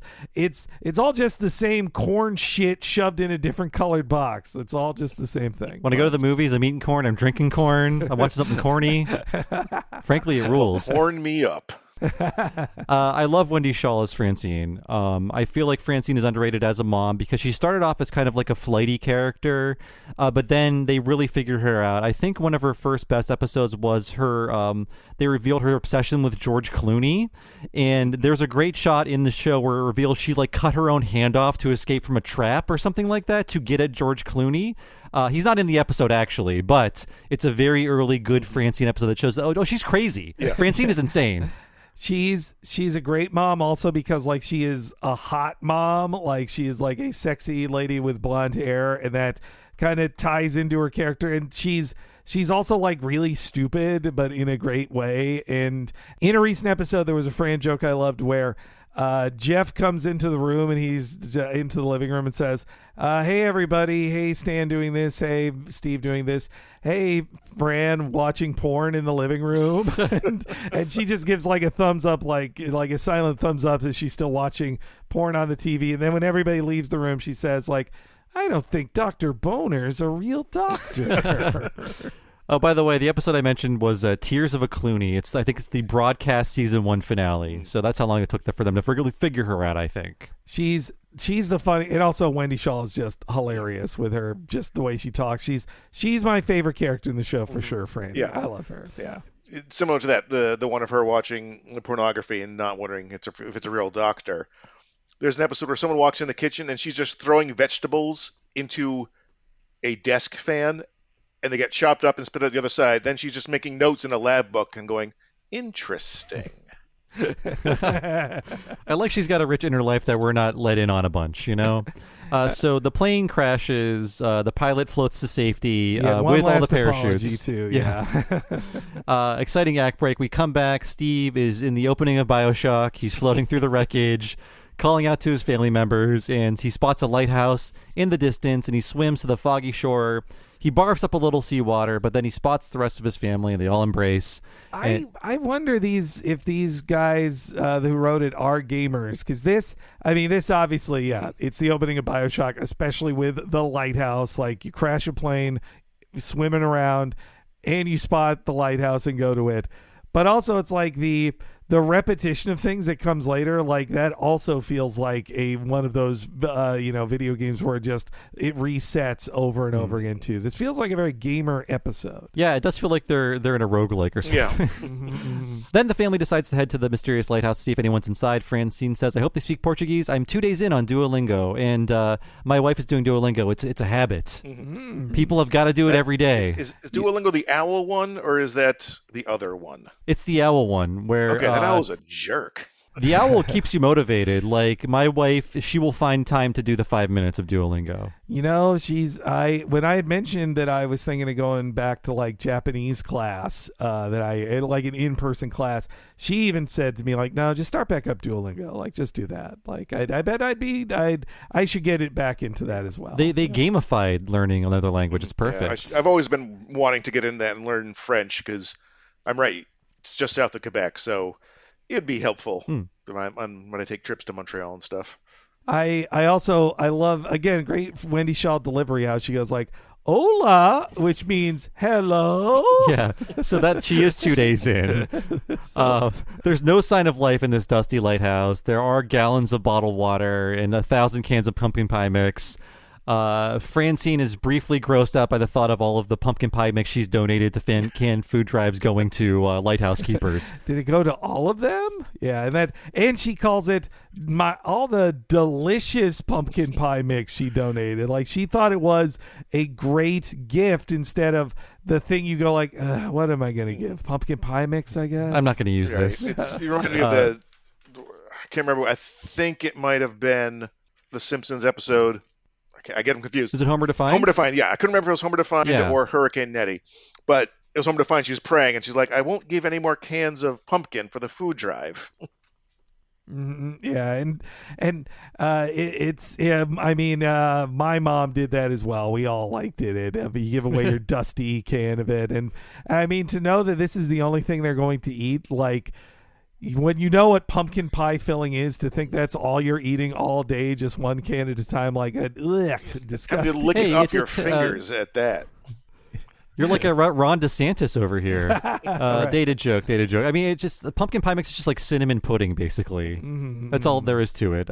It's called pumpkin pie. I taste no traces of pumpkin in it, but that's fine. I love pumpkin pie. It's good. For me, pumpkin pie, I have one slice a year at Thanksgiving, and then after I have it, I'm like, do I even want seconds, or do I don't know. It's low on my dessert tier list. What's a higher level pie for you? Oh, a Boston cream pie for sure. Fancy. Oh, come on. Not on this podcast, Henry. You can't say that. I'm an apple pie man all the way. Give me the classic. Me? Oh, of course. Yes. Of course. Don't like this country I'm in, but I love apple pie. No thoughts on baseball. How do you American versus French style? How do you feel? There's a French style? Well, it's more of like a tart. They doesn't have much of the topper on it. Is it the one I mean, I'll do either. More of a crumble on the top instead of a top crust. It's like a dusting on top of it, but it's more. Yeah. I say American. Yeah, I do American. Give me a slice of vanilla ice cream by that guy, and I'll eat that. But yeah, apple pie, good stuff. Well, we're talking about pumpkin pie here. Steve investigates the radio. It does not work, and Francine is hopeful someone will eventually find them. And Stan sees the bright spot of what could be a very long wait. A chance to have some quality time together. I can't say I liked the plane crash, but at least it put a stop to all that silly fighting. I, for one, am glad that we've stopped all that silly fighting. I'll tell you what isn't silly. Our love for each other. 100%. The message is clear. And yet, I still remember the things you all did that made me mad. I'm thinking about them right now. I'm thinking only of those things. Right. It's like, I'm glad you're all alive. I just wish my Sims family was alive too, you know? My golden grams. I cannot be here with you people! There's not a single book or magazine or 4,300-piece limited edition Lego London Tower Bridge? We have to sit around staring at each other? We don't have to look at each other at all. There's a TV VCR combo and a tape. Yes! Wait, what's on it? Some episodes of Murphy Brown. Yeah, I mean, we'll get to the end of the episode, but I think the point they're making is, like, to get along with your family, you need to forget everything about them. Yeah, you know, I love, like, I'm thinking only of those things. Like, maybe not the message, but I love the way Steve. He says like 100%. The message is clear, and it's like they all got a second lease on life, and then instantly when it's like, well, we didn't all die, aren't we happy? And then within minutes are like, and yet I remember all the things you did that made me mad. We all have our petty grievances, and we can't put them away. No. I know it's so great. There's like it's not a similar moral, but it's like a nice observation about like people and relationships. It's an earlier episode, and Stan finds out that like people are making fun of him behind his back, and the moral is everybody does that to everybody. You're not special. Just forget about it. Right. And that Lego London Tower, that's a real thing. 4,300 pieces. I did a bit of research. It's technically 4,295 pieces. He should have said the real number. That's like when you go to the bookstore and they have the upscale Legos behind the counter. It's like, do you want to build the Arc de Triomphe? No, I never got into those. I have a few Lego sets. I do have the Lego Optimus Prime. I have a Lego DeLorean around somewhere, but I've never got into like I don't buy like the $500 Lego Millennium Falcon. That's a bit pricey for me. I bought a little house to build during COVID, and that was fun. Mm-hmm. And a little RV because I was making a little Lego husband and wife to hang out with each other. No, it's very sad. I'm a troubled man. See, I could have taken the Lego turn, but during the COVID, I built like 2 different Gunpla sets of Gundams, so children's starter sets. These were small Gundams, but I've been waiting until I move. I've got an Evangelion Unit 1 that is a much more complicated one. I'm saving to build once I'm moved and settled in somewhere. So they pop the tape in. It's mostly static. This is not going to be like a joke about the ring because it's 2022. We do hear Murphy Brown saying, "This news magazine is run by idiots." The studio audience explodes with laughter. And finally, we get the basis for this episode, the Gold Top Nuts commercial. Whoa, Gold Top Nuts? I want it to be a nice party. It is the big game. My brother is here. But he roots for the opposite team. My team's gonna win. Hey, Mom, that's Tiffany. I invited her over for the big game. Tiffany's here? Hi, I brought my boyfriend. Man. Honey, your boss is here. Sorry to interrupt the big game, but I came to tell you you're fired. Oh, and give me that gold top. I had a second can of Gold Top. Gold Top Nuts. Give yourself the best. That's all that's on the tape? And Murphy. Hugh Murphy. Where Murphy Brown? We gotta get off this island. I'm gonna see if I can fix the radio. That's a dumb idea. I'll just fix the big light. I'm gonna write an SOS message on the beach with rocks. And I'll help. Don't talk to me while we do it. You don't talk to me first. Boy, that is great. The also you talk, Andrew, you talk about that prop design. Perfect TV VCR combo they've got there. Like, really took me back to the 90s, man. How many dorm rooms were those in? The true millennials had the like Shrek VCR TV combos. We're too old. You know, a few years ago, or during COVID, I remember walking down the street in Berkeley, and somebody was throwing out one of those, but it was a DVD TV combo of the same size, and it was Lightning McQueen from Cars. Oh, wow. It was colored like that. Yeah. Well, last night I told my wife if I bring home a CRT TV, you can get couples therapy with me. It's an invitation to Yeah, something has gone wrong. Now, this commercial is such a perfect encapsulation of a ad from the early 90s that would have played with an episode of Murphy Brown. Like, it is, the acting is great, the set design is great, and just the way they're like, my brother is here, but it's the big game. Like, all of those sayings, like, they're wonderful. Yeah, it's not even like a parody of that kind of commercial. It just kind of is one of those. And then later, this will constitute the Smith family's entire reality. Yep. It's a very important bit that they can't. If you were going to see this commercial only once, then there would be some heightening of it to make it a sketch, you know, like there'd be something that wouldn't happen in a real commercial to make it a joke.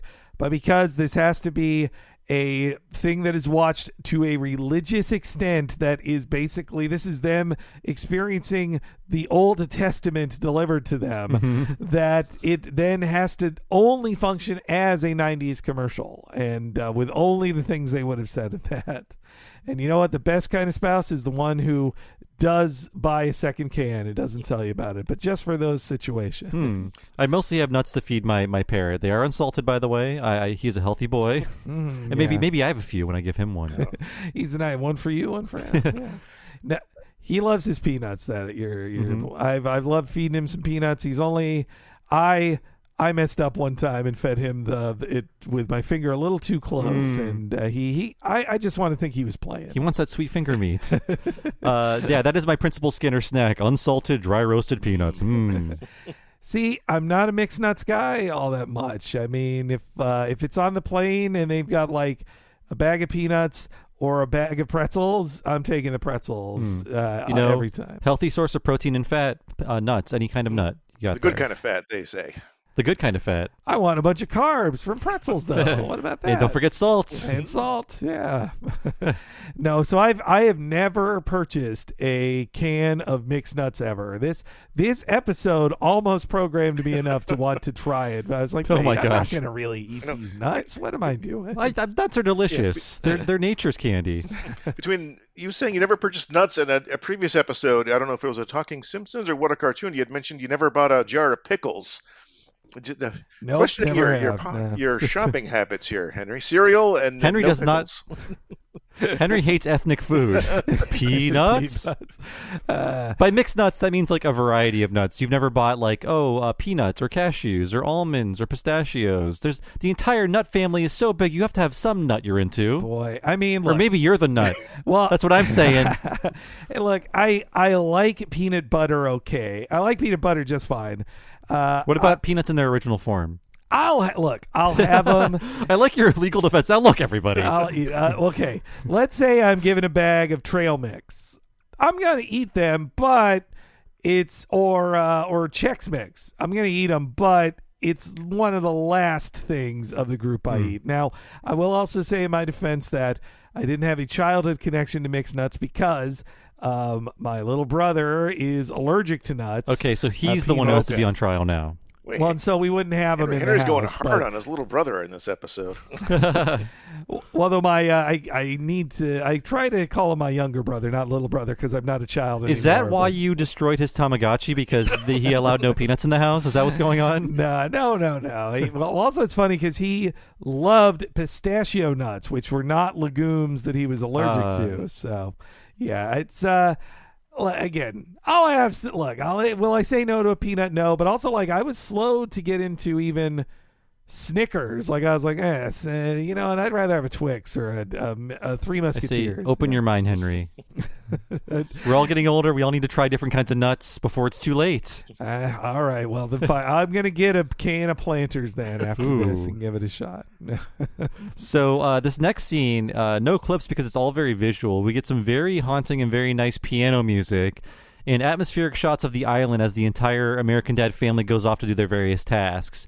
And we mentioned this earlier, Andrew, but I appreciate the pain of the artist having to draw Stan from above as he ascends the stairs of the lighthouse. Multiple times. Stan's head. It's like Yeah. not scenes, but shots of him up and down at least, I think. I really want to see the packaged artists are given for American Dad. I want to know, like, how do you move Stan's head? What is it made out of? What are the geometric shapes involved? Because he is designed to be seen from one perspective, and that's it. His jaw is impossible to imagine from behind his back. Yeah, I also like in this sequence you see a sign that says "Stay away, danger." Like that's your clue to why the island is left alone. And also it's so great. They all have separate goals that separate them from each other, which allows them to have their minds reset. Yeah. And Stan interrupts this artful montage by coming in behind Steve and just going, "Hey." And Stan is silent, and that's when Steve says, "Were you going to say something?" And Stan says, I don't remember. And then he leaves. And then Steve says, "Was I going to say something?" So something is going on here. Spoilers.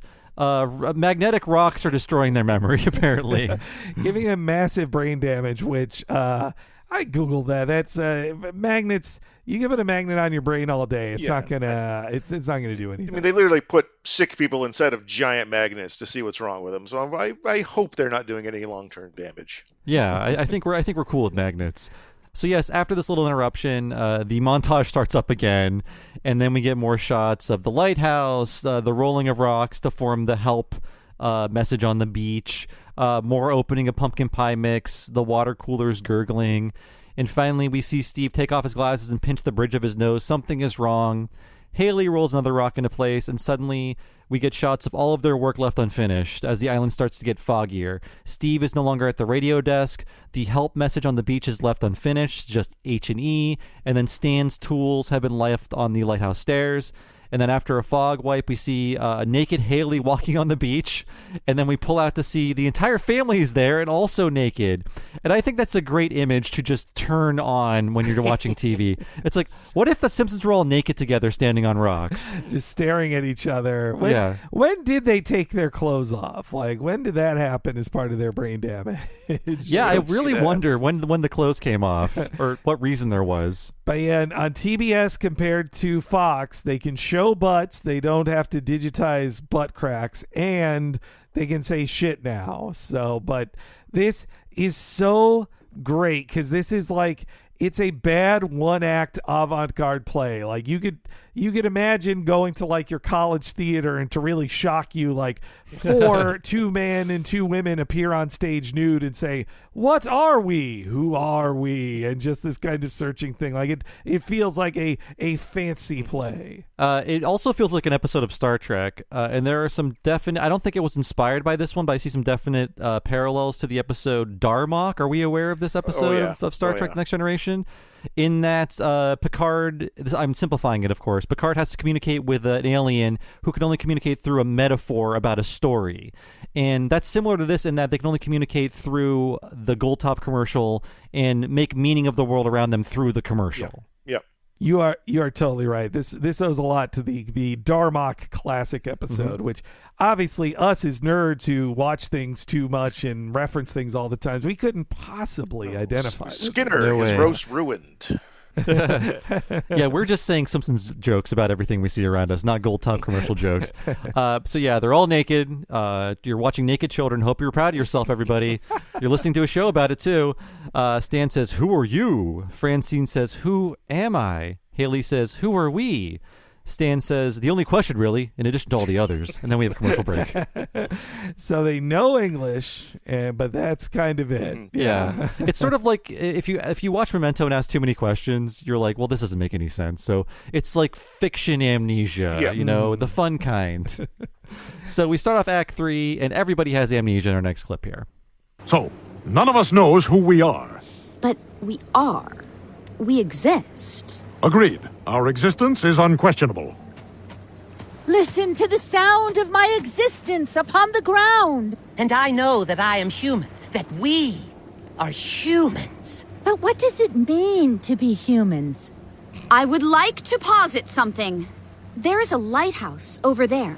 If it contains other humans, they might know who we are. Or why we are. Sure. No one is here. Someone was just here. They were eating some sort of food.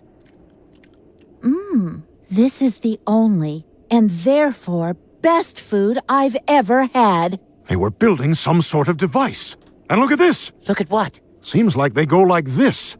They're making everything blurry. That's how everything is to me. Then now, I am like you. So Stan put on Steve's glasses. As a glasses wearer, this was torture to me. I'm like, oh, put on your glasses, see again. Like, yes, that everything is blurry to me when I take my glasses off. And I bet if Bob wore my glasses, he would see like we would be equals. Would be like you. And I love how Steve nods along with that. Like, that makes sense. It never occurs to him like, maybe I should try them on and see what it's like. But he's just like, nope. Now the goal is just for one to be like the other. Yeah, and Stan is wearing them throughout the entire episode, the glasses. I can only imagine the massive headache Stan must have had from wearing Steve's glasses for days. I also love again, when I say it's like a one-act play or a bad one-act play, just the way Francine goes like, hear the sound. This is the sound of me existing. Hear the sound upon the ground. It's like a black box play or something. You're talking before, Andrew, about the prop design. I think the background design is very good, especially when they can break out of the house. Because after I watched this one, I watched a regular format episode, and I noticed I forgot how much American Dad is playing off of the idea of a sitcom, because the living room is drawn like a living room set. There's the front door in the corner and the stairs in the background. It's just like the Married with Children set. It's just like the All in the Family set. They just wanted to set up a sitcom, but when they send the family out into the world, the backgrounds get a lot more beautiful because they can do more things with them. Mm-hmm. Yeah, whatever. I think you can make complaints all day long about certain shows that got worse when they went to digital, or they got lazy, but being able to do like the fog effect that you see in the background of these lighthouse shots. I mean, I don't know enough about animation, but I feel like that would be very hard to do traditionally. But is with digital, you can just put an opacity layer and say, hey, this is 80%, and then just fill it. I think it's also great writing because the characters, they've all been reset by amnesia, but they still underneath it are all themselves. Like Stan is stupidly insistent of like, then I am like you now. Like he and Fran is so dumb. I love and that the way she says or why we are. Yep. Sure. Yeah. Even Haley's even little contempt with no background. Yeah, even with no background, Haley is still a little like, sure. Yeah. So we cut to the very naked family looking out to this lighthouse, looking out from the lighthouse, rather, to the sea. Stan is still wearing Steve's glasses, and Haley wonders where all the people went. Francine spots their unfinished help message on the beach, which is just H&E, and she asked, who is he? Really feels like they're making fun of Twilight Zone right here, because Haley posits that maybe somebody was writing heaven, and the family is like, oh, yes, yes, yes. And then Steve goes, or hell. Oh, they go like, oh, no. Ooh, it does feel like this would be the setup for a bad Twilight Zone. Like, no, it was hell all along. They were writing hell. Well, and you know, not to get ahead of it, but when I got to this part of the episode, when I first watched it, I thought it was going to be revealed that they were in some magic world and that Act 3 would then increase it even more and they meet like, you know, say an impish god who controlled it or whatever and was torturing him for it. That makes, in rewatching this middle part being so weird to know that they're going to go back to normal makes it even funnier to me. And also that Stan is so stupid that he adds nothing of like, what about Hego? Like, what's that? He's like a third thing. Well, I think he understands the rules of writing jokes for a sitcom. It's like, oh, we didn't have a third joke. Right, yeah. Yeah, he's like, a third option. Yes. So we cut to the family searching through the lighthouse. They're all very frustrated. They need answers to who they are, why they're there, what it means to be human. Steve hungers in his despair, as he says, and while grabbing for can, he pushes in the Murphy Brown tape, and it starts up. The Gold Top commercial starts. Francine shouts, people! And they all gather around and watch attentively. Stan remarks, this is humanity. This is culture. And when it ends, Haley says again, and we see them watching the commercial over and over in deep fascination, taking everything in. And there's a time cut to much later. Stan is still focused. The rest of the family is very sleepy. So they've had a long couple hours of just watching this commercial. It's the only context for the world for them. Yeah, it's such a great concept that this is how like religion is invented. Like this, it reminds me of Planet of the Apes when you know, in the world building in the Planet of the Apes films that they say like, well, you know, we found this thing from the past and we think it means this or whatever. It's and like, the cargo cult idea where it's like something falls from a plane and then the society worships it. It's kind of racist, but you know what I mean. Not in this case, at least, though. Yeah, they are the simple savages who have their minds changed. I guess. Yeah, more problematic version of that is the gods must be crazy films with the Coke bottle falling from the plane. And I like how they even internalize the body language and language, because as we get more replays, we have Stan miming the actor who says, but he roots for the opposite team. And then later Haley's even doing it. It's like the very bad commercial actor just doing the giant hand wave. They have to make all these guesses from it. They don't know any background like that. I mean, as writers too, it's fun that it robs them of like, the characters can't make movie references anymore. They can't say like, hey, remember this thing in the past? That every character has to just say the most basic of things because they have no other context for being alive. They know words, but they don't even know like product names or anything. All they know is Gold Top. It's teaching them new words because Stan goes, Tiffany's boyfriend is something bad. Gold Top is something good. So after one last replay, they're all doing the opposite team gesture. And then Francine realizes one very important fact. They have covered their bodies. So here, just like in the Garden of Eden, they learn to cover their shame. Yep. Mm-hmm. They've learned shame from the Gold Top commercial. And then we cut to the naked family dragging luggage out of the water. And then there's another cut inside where we see them all wearing a lot of clothing items improperly. My favorite is Steve wearing Francine's dress sideways, and there's a little visual gag in that his penis is kind of pressed to the side uncomfortably. Yes, that's true. His batch is very is struggling there. Yeah, I think Haley has the best, most dignified outfit. It's just like tighty whities worn as a bra or bikini top, Yes. and then a blouse worn as pants. I think it would be Stan's dress shirt. Yeah, because I think Francine is wearing Stan's jacket as like a bottom, upside but it's down pulled up to her breast. with his belt. Then, of course, the topper is Stan with Haley's neckerchief bandana as a G-string. Yeah, I guess they're all wearing each other's clothes, but in the wrong way too. On top of that, as a diaper, it'll be described later. Yeah, and the bra on backwards. Yeah, I like too that Fran's. When later she realizes how she's dressed, she's the most embarrassed because she's like, "Oh, my boobs are still just all out here." Like she's just pushing it back over. But yeah, I like that they, even after seeing people wear clothes normally, they can't extrapolate from that. So they're just like, "Oh, this is how you wear the clothes." So after learning shame and dressing themselves, the family then watches the Gold Top Nuts commercial again and learns some Gold Top wisdom. Gold Top Nuts. The best, correct? They are everything. They are all. How can we carry on without them? All we have is the pumpkin pie mix, but...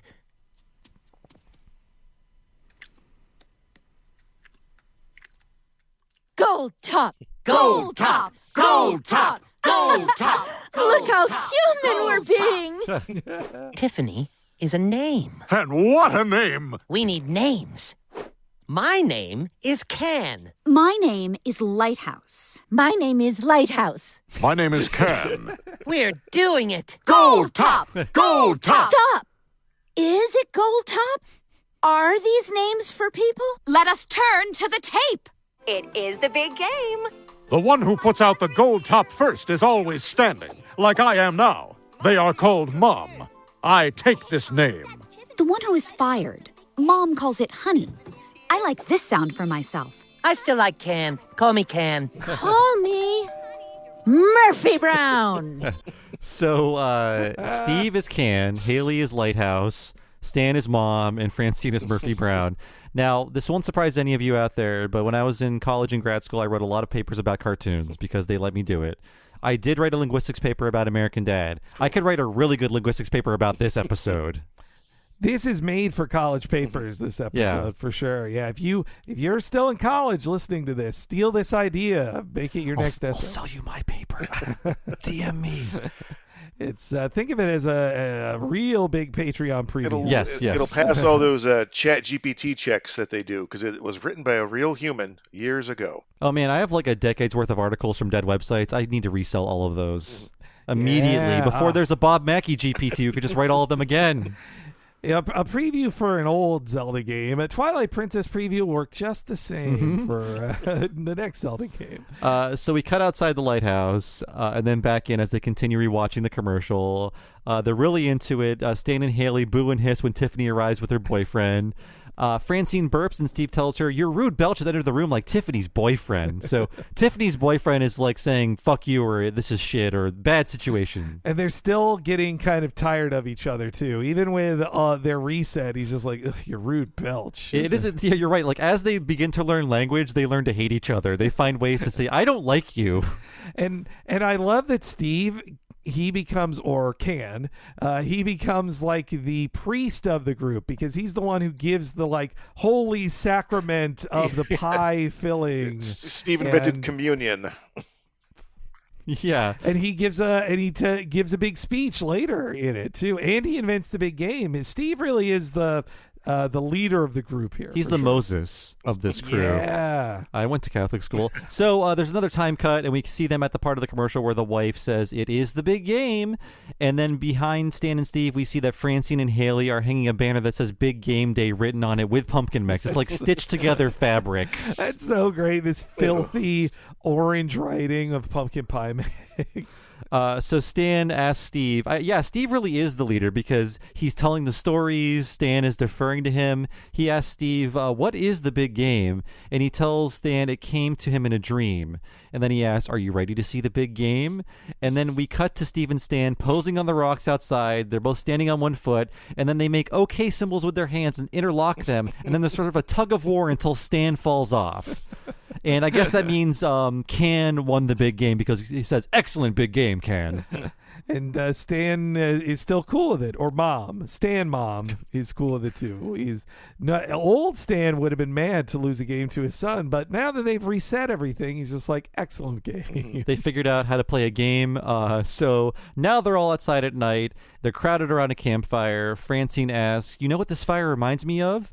And then Stan jumps in to excitedly say, the fireplace that you see in the background when the dreaded Tiffany's boyfriend comes in the door? Francine, yes! So that's all they can reference. I think they're making a joke about Simpsons podcasters, kind of. Yeah, it's true. Yeah, it's all we've got. Like, hey, Well, when we see butter, we think Rich Creamery butter, right? We can't just say butter. When we see even sports teams, I'm like, well, I remember when Homer bet on that sports team. And the Denver Broncos, the team that Homer They're a band of athletes, right? Yeah, Atlanta Falcons. Yes, exactly. He held a beer in front of his face, folks, on the video. So in our next clip here, they analyze nature through Goldtop. The light in the sky that flashes like the magnificent gold-topped seal has gone. But the small lights. I think they can only be one thing. Other lighthouses. What about the water that is in every direction? How could we ever get up to those lighthouses? Obviously, the world is an inverted wet bowl, dotted with lighthouses. The further out you go, the higher you climb up the watery walls. To understand the universe is to control it. I have written a new story. Once there was a dark-haired person whose name was Mom. She wanted to make a nice party, for it was the big game after all. Another good one from Can.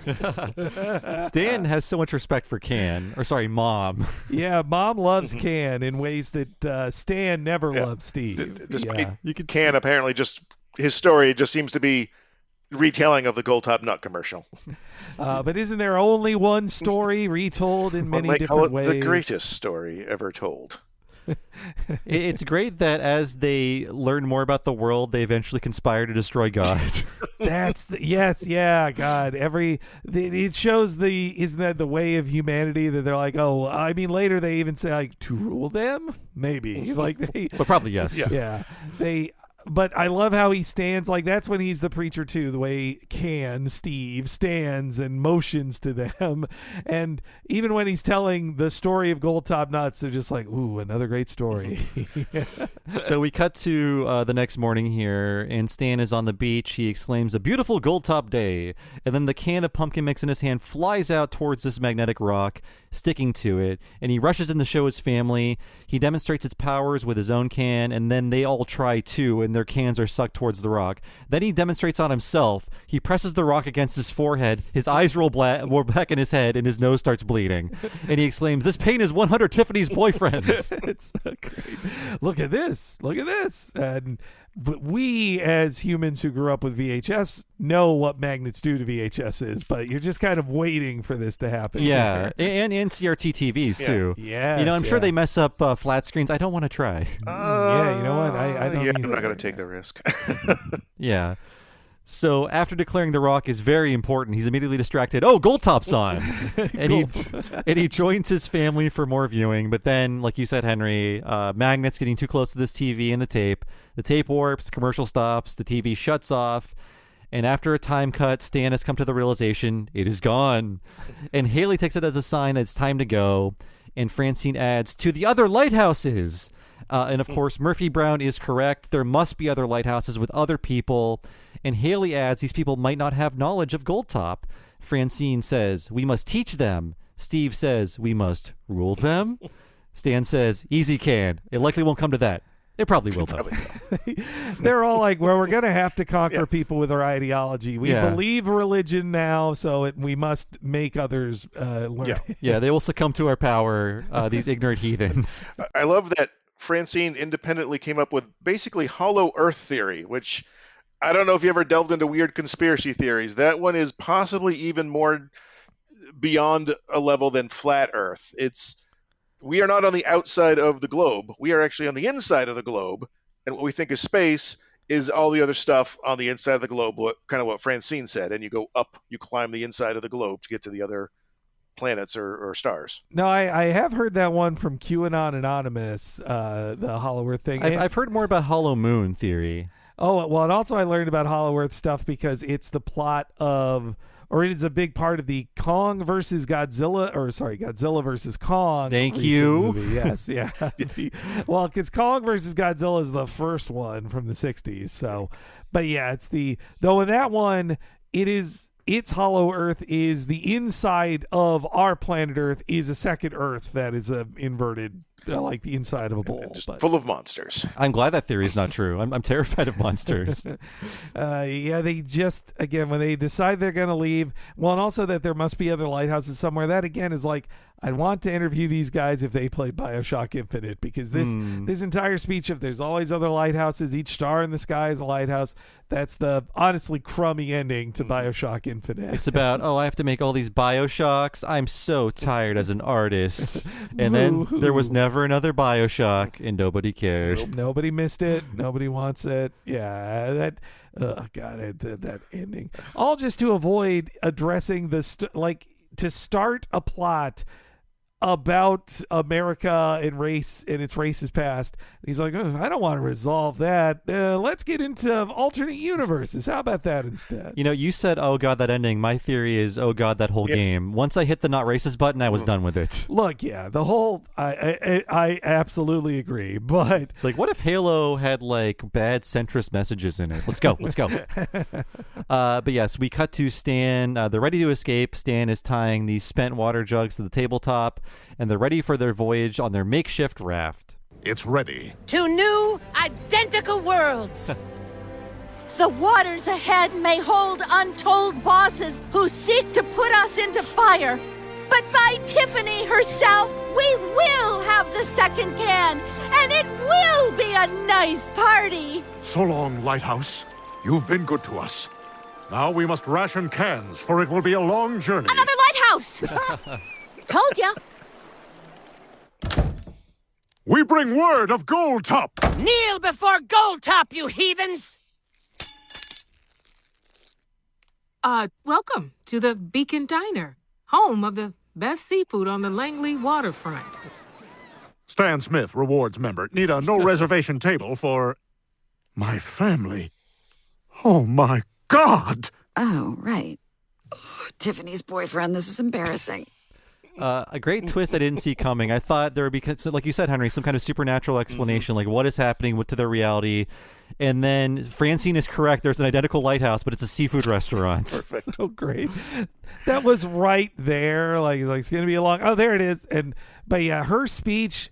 God, that's such a good speech. Like by Tiffany herself, we will have a second can and it will be a nice party. I love that. Tiffany is like the Christ figure. Tiffany's boyfriend, either the devil or the Judas. It's the imagery's there if you want to dig into it. I didn't go to Catholic school like Bob, but I did just have actual Catholic upbringing. That's I slacked off in those studies, so I can't dig into it any more than I just did. My parents didn't go to church. They let school teach me that filth, Andrew. Oh, and Steve is back in the conquering mode, like kneel before us, you heathens kind of speech. Yeah. Like, God. And I love, it's such a great surprise. It's why it's such a great episode, because Act 4 opens with the intro to this morning show, and I was like, what the hell? Yes. Like, for a second, after a few seconds, I realized, they'll probably be on this show, but I was like, did Hulu mess up? Did I jump to another episode? So we open with the intro to the 4th hour of Morning Mimosa, which is a parody of what the Today Show is now, with Hoda and Kathy Lee. Well, has been that way for a while. I think Kathy Lee's finally off it, but yeah, I only watch these things when I visit my mom, because she has been a Today Show viewer my entire life, and she keeps it on even into the 4th hour. But basically, that it's like you have the first 2 hours of the Today Show, and I think they were tired of having Regis and Kelly, or the Kelly Ripa shows, take the attention away. So like, okay, we need a less newsy style, drinky hangout mom show. And so they got Kathy Lee and Hoda, and it's like wine o'clock every episode, and and also when I watched them, I'm like, it's like this episode too. I feel like we do more work producing one of these than they do a segment of those, because they really are like, hey, there's this thing on Twitter, this song, let's watch it. What do you think of that? Pretty weird. It feels like during the commercial break, the producer told them what the next segment was, and that's all the prep they had. Yeah. What happened to bringing on a chef or a zookeeper and you prepare questions for them? Those days are over. But we open with the intro to the 4th hour of Morning Mimosa. The announcer tells us that Trish has fallen asleep in her chair, so it's time for Liquid Lunch with Suze. And during the intro, we see clips of Suze interviewing quintuplets, wrestling the Dalai Lama on the ground. I say that's a good idea these days. That guy's a creep. Doing a cooking segment with a basketball player in which he's like not framed because he's too tall, and then winning a race against the giraffe. That's impressive. Yeah. A giraffe can run up to 37 miles an hour according to Google. That is very fast. Suze is faster. Trish is asleep. She's snoring, and I think she's farting too. Yes, that's great. Just this drunk woman and the glass is still in her hand, though. It's kind of fallen to the side, and it shows you how used to this alcoholism they are on the show. They're like, well, she's just going to be unconscious. We're going to work the show around her. Yeah. But the Smiths are introduced. They ended up on an abandoned island where magnetic bedrock erased their minds. What they got up to then has had the whole nation laughing. so funny. What a great way to reset, just to explain to us, like, all right, guys, here's what happens. And yeah, that I'm glad that this isn't fully, it is about it, but they could get much more obvious with, this is commenting on how social media reacts to people who are like the new joke of the day. I'm glad they could go much harder in this. I'm glad it's not that. Think of all the tweets we're not seeing about the Nuts family. Yes, she calls them that, and then we jump to the interview. One of our conditions in coming here was that you not use that name. You survived a plane crash, which is incredible. Thank you.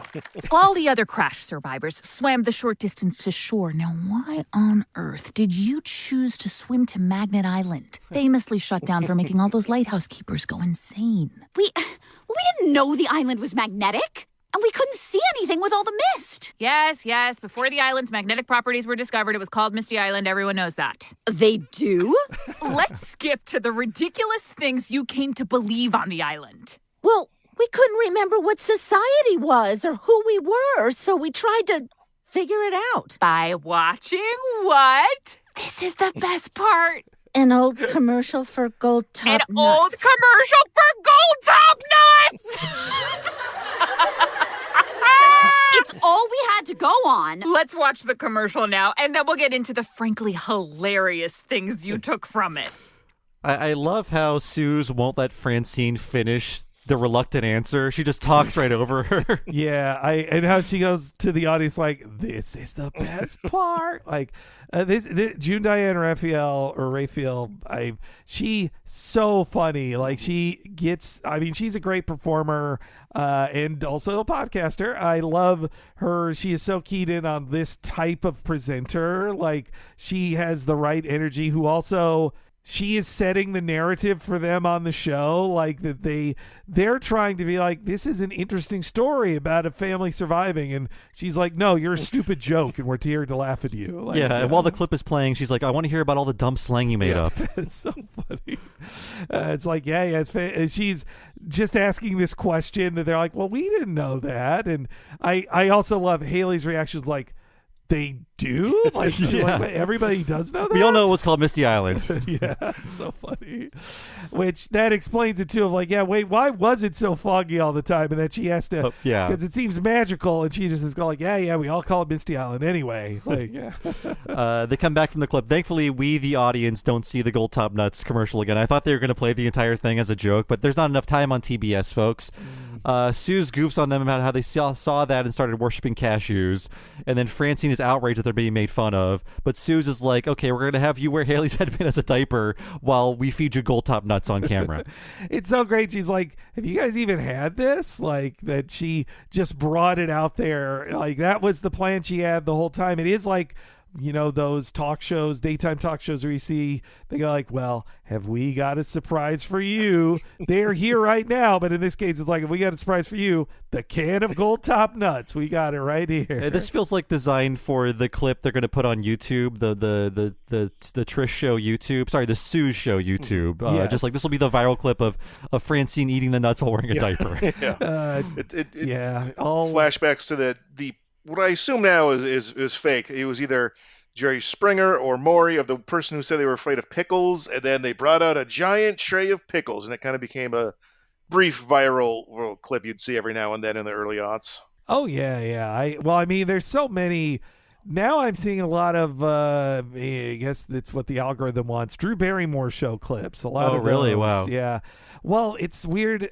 The new weird thing she's doing is that she had on Brooke Shields, and she is like, let's talk to each other sitting on a couch facing each other, like really close up. And they're talking about some heavy stuff because they both went through very similar things in the early 80s. I was going to as child assume so, actors. yeah.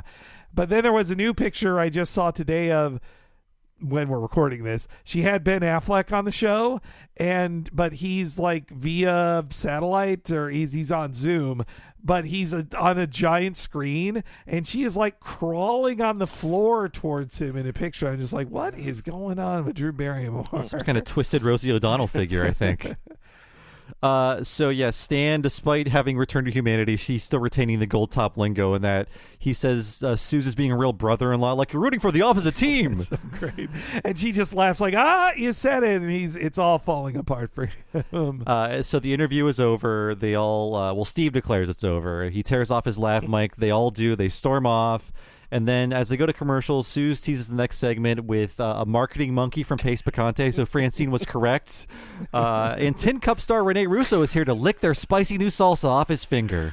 That is, again, I wrote down very American Dad joke because... Tin Cup? Tin Cup. Rene Russo has so many credits, and to pick Tin Cup out of all of them is something nobody remembers. I've seen it. It's a fine dad movie, but nobody remembers that as Rene Russo's top credit. It's funny because it was a number of years. It might have been like the second season of Bob's Burgers. There was a Tin Cup joke. A food critic got Tin Cup from Netflix, and why would you get Tin Cup? It's perfect. Why this movie? Of all the movies, why? I believe it's pretty much just Bull Durham, but with golf, with and the same Kevin Costner performance as well. I was looking up what has Rene Russo done, and apparently she plays Frigga in the Marvel universe. They're just making guys up now. I'm sorry. Yeah, she is Odin's wife and Thor and Loki's mother. I prefer Freya. That's how I like to say it. She's in Marvel things. Everybody was. She got.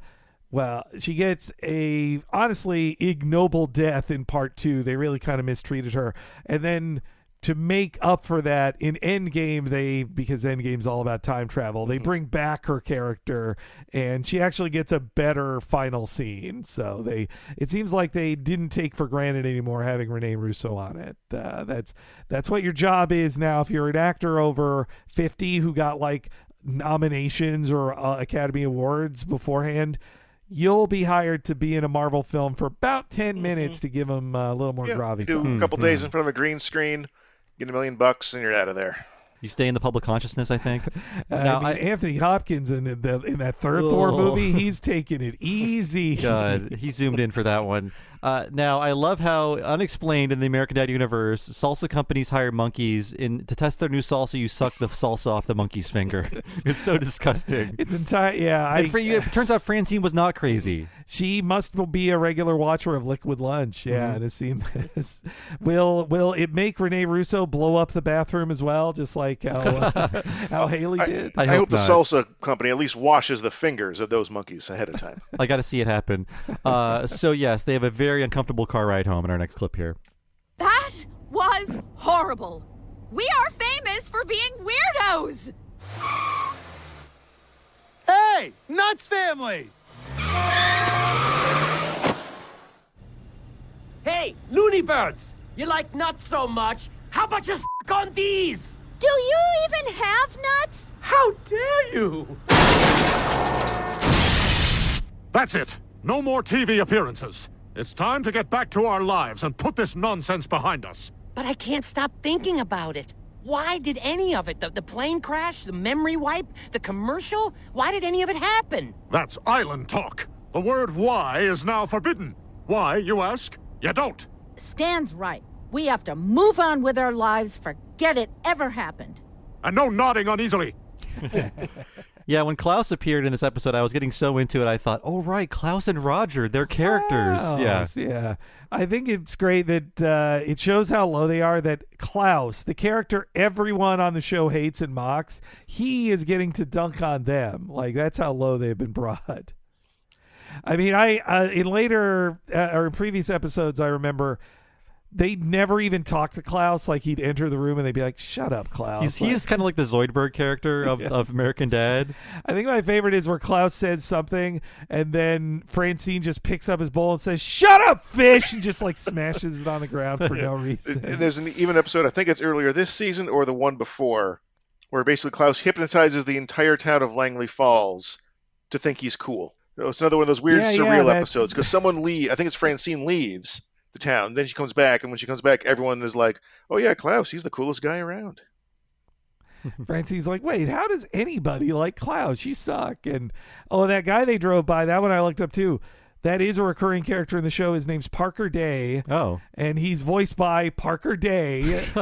He was invented for a one-off joke of a PA named after the PA who worked on the show at the time. And Roger punches him in the balls. And then over time, he worked his way up to writer's assistant to writer. And Parker appears occasionally in the show. I think that's why he's got the coffee and stuff, because he's going on a coffee run for the show he's working on. Okay, yeah. I wasn't sure. That's great. Success story. American Dad success story. He, if you guys are Community fans, he wrote the season 5 episode about Meow Meow Beans. Oh, that's one of my favorite episodes. It's a pretty good episode. Yeah, I like that one too. It's about fears of social media from 2013. Oh dear, we all had, Facebook is that involved? Yes, yeah. So we go back to everyone's normal lives. We're back to the premise of American Dad, but they're all haunted by the island. So Stan's at a CIA job. He's looking at his desk, but he's haunted by the water cooler gurgling. He's thinking of the island. The music starts up. We cut to Steve. He's taken aback by a photo of a lighthouse in his school book.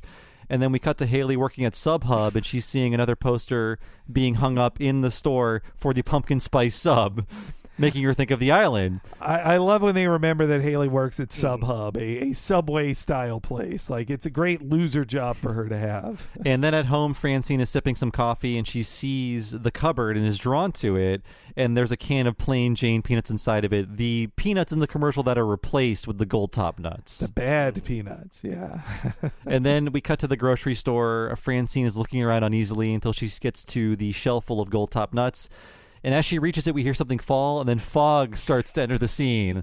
But then we pull back to see a clerk picking up a bag of flour and spilling it as he carries it away, saying, I know, I'm making it worse. That's so great. Relatable. When you're trying to pick something up or do any kind of task, and you're not doing it the right way, but you've already committed, and you're not going to admit to anyone, even yourself. I know, but I'm just going to do it this way anyway. It's very sunk cost fallacy, but the entire family is there. Francine is peering through the flour fog. She sees Haley and Steve approaching from either side. Stan pokes his head up from behind the other aisle and climbs down. It's great for staging purposes. He can't walk in any other direction. I guess he could come from the bottom of the frame, but it's so great that he's just hops over the shelves. And they're all staring at the nuts, and then we cut to the Smith home, and Francine locks the door, and they draw the curtains.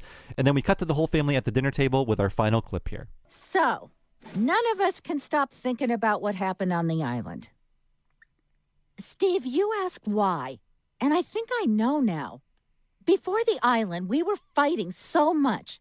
We thought we couldn't forgive each other because we couldn't forget. But it turns out if you forget, then there can be no act of forgiveness. The answer, as much as we've tried to deny it, as embarrassing and strange as it may be, was on that tape. If we can't fully forgive, and we can't fully forget, then all we can do is offer each other more kindness. We have to offer each other the best. how I used to treat all of you.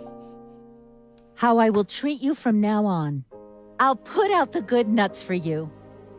I'll put out the good nuts for you. I'll put out the good nuts for you.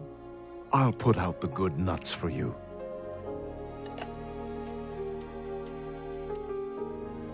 Gold top. Gold top. Gold top. Gold! I'm up in my room thinking about ice cream, wanting ice cream, and then I remember we have that 4-year-old Soy Delicious. A lot of frost on there. Hey, I'm glad you didn't die on that island or whatever.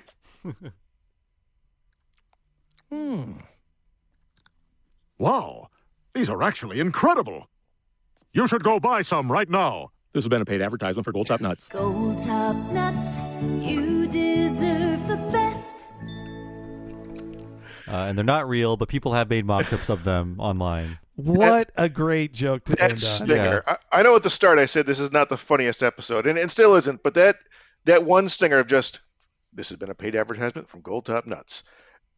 It's such a perfect cap on the end of it. And did you notice who the voice actor was who was doing the Gold Top Nuts voiceover? No. Who was that? Tom Bodette, the old Motel 6 okay. guy. This is Tom Bodette from Motel 6, and we'll leave the light on for you. I didn't know he was still alive. And I mostly know that reference from... okay, cool. Wow. Like, I know that reference more from Mystery Science Theater. Yeah, me too. Yeah. This speech about kindness as well, that's... It's funny that this came out in the same year, this episode last year, as Everything Everywhere All at Once, because there's a similar speech about offering kindness and forgetting the past kind of thing. I mean, it is a nice message they made out of this weird episode, but I like how it pivots from that to, they're all still insane and twisted from this nut religion, and then ultimately it was an ad for these nuts. What we just saw was just one long ad for these nuts that we can't buy. They recreated their own ad that ended with the ad ending, but yeah, that's just to say that how I used to treat you, how I will treat you instead. I'll put out the good nuts for you as a way of saying I'll be nice to you like I should. Let's all be nicer to each other. Yeah. Is it commenting on consumerism, perhaps? Maybe. Don't get your family the most expensive. You must not love them. You deserve the best. Also, I have so been there with Roger, his thing of when you have this thought I want ice cream, but I don't want to go to the store for ice cream. Wait, there's old crappy ice cream I never wanted to eat. Well, look, it's probably good soy ice cream, but as somebody who wants to eat Ben and Jerry's, there's a reason the soy one sat in there and got freezer burn on it because it was low ranked for Roger. I mean, I'm not where Roger is, but there were times in my life where I was I have to make the hard decision. Is this too freezer burn? And then I would try to eat it and I would say, this was a mistake, and I'm throwing it away. Yes. You want to hope after the first bite, you're maybe if I go a little deeper, it's not as freezer burn. No. It takes time to learn as an adult living on your own. A freezer is not a time machine. Things eventually go bad in the freezer. It happens. You think it's good forever. I don't know if this is a reference they were trying to make, but I feel like there was at least a little bit of a Lost, the TV show Lost, reference or connection they were trying to do in the reminiscing about the island, going back to the island. I don't know if either of you ever watched Lost. I sunk too many hours into that show. But I know that we've got to go back. That's exactly what I was thinking of. It was the season 3 finale. We find out that what we thought were flashbacks, which is what they have been doing the first 2 years. You'd be the present day on the island, and then they do flashbacks to different characters. You thought they were doing that all season long, but it turned out they're doing flash forwards after Jack and everyone else whose names I forget, other than that anti-vaxxer Evangeline Lilly was also in that show. And he screams at her that we have to go back, and that was the season finale, and you're like, oh my god, what happened? And then again, just the start of these mystery box shows that if we keep adding more mysteries, but we never have to explain the first set of mysteries. Just keep adding them until we get canceled. We don't have to answer them. Yeah, in my notes I put down Lost, but I feel like they did enough new stuff. I've never watched Lost, but I know the basics of it, and I feel like they had Lost. I mean, these are guys who were 40 writing this, and Lost was on TV when they were in their 20s. They probably watched it. Playing BioShock, watching Lost. It was almost 20 years ago, I realized Lost. It was 18 years ago. I think was the first season was like 2004, 2005. Jeepers. Boy, I think it might have been 2003. So I think we're 20 years out from Lost. No, actually, it is 2004. So we're 19 years out from Lost, and 18 years out from American Dad. Wow. Man, get ready for the 20th anniversary articles next year. Then, Mm-hmm. And there was Start writing yours now on the island in Lost. There was like magnetic, science-y stuff. Although I don't believe it made people lose their memories. It just allowed the island to like time travel or something stupid. There was a lot of dumb stuff like that. As I didn't watch it regularly, but I had friends who were very into it, and then also there was multiple video game podcasts back then. Oh, yes. You remember that people who I wanted to listen to all their video game opinions because they just played the most recent game, then they'd have to set aside like 20 minutes when there were new seasons of Lost going on and just like, well, what do you think this means? He pulled the lever. And I was like, hey, who gives a shit? Yeah, I won't name the podcast, but you can probably guess what it is. They had a Lost segment, and I was like, I will tolerate this because I like you people. And then they started having a Burn Notice segment, and I said, I'm not following you to Burn Notice. I'm sorry. I like Bruce Campbell. I'm not going to follow you here, buddies. I know the podcast now that he said the Burn Notice one. I remember that was also my I can't hear you talk about Burn Notice. I'm sorry. Yes, but the man was burned. They had in-depth discussions on whether one of the women on the show was attractive or not too, which also is very dated for the time. Great. Yes, yeah. And look, it was podcasts in 2007. All of them are bad today. Nothing we've talked about has been dated, and don't check. No, don't check. It's just assume we were always right and never did anything wrong. Yes. But, God, this Gold Tup ending, it made me want to go out and buy it. You can't get them for that kind of canister, that size. It's $3.99 in the show. You won't get that for $3.99 on Amazon. No, peanut containers are expensive. I mean, that's why I rarely snacked on nuts when I was didn't have as much money, because it's like $6 for, I don't know, like 5 or 6 servings. But still, there are much cheaper snacks to be had. But nuts are so good, Henry. We're gonna come back, revisit Henry. I want a ranking: almonds, cashews, Brazil nuts, walnuts, pecans. There's an entire world out there, Henry, and you're missing it. Don't ever look into the world of alternate name nuts. for Brazil nuts. Ooh. That's a bad one. Oh my God! You read stories online about my racist grandmother keeps calling them. I'm not even going to say the colloquially. Yeah. I had a family member. The nice version of it. I'm like, cut that racist grandmother out of your life. It's just a nut. It's not worth it. Yes. We'll leave our listeners look that up, but I had an extended family member who called the nuts that. So maybe don't try those. Wow, I don't know. I'm sure it's a perfectly delicious nut, actually. I really only like peanuts and almonds. The other nuts, not for me. We're going to have the Nutcast soon, folks, and it's going to be unlocked Nutcast. when we hit 20,000. We'll call it Yes Nut November. Yes. We'll get to 20K by November, and we'll be nutting all over the place, I swear. I do like almond milk. That's my primary milk is almond milk. It tastes nothing like almonds. Well, yeah, I just, that's another nut in my life, It's, but okay, I'll go. I'm gonna buy me a can of mixed nuts soon and start picking through them and see how I like them. Mm-hmm. But now if this episode has taught me anything in its many lessons, it's that I should try mixed nuts. And you deserve the best, as do our patrons, and I think they receive it on a weekly basis. Thank you for joining us, Andrew, and for supporting the show and sponsoring it. Any thoughts on this? Final thoughts on this in American Dad? I've got a few things to say too. I think final thoughts is that it is a wonderfully surreal episode for, about 2 acts. And then, like you mentioned earlier, that the fourth act, I guess, it swerves in a way you weren't expecting, which is something to say for American Dad, but it constantly swerves in ways you aren't expecting. And it's just, it brings it back down. And it's rare to see an American Dad episode in these later seasons that is also so focused on the family, is actually able to get both laughs and kind of make you think a little bit. The final Francine speech about, you can't forgive, you can't forget, but you can at least be kind. That's something. I don't know. For sure. It's worthwhile.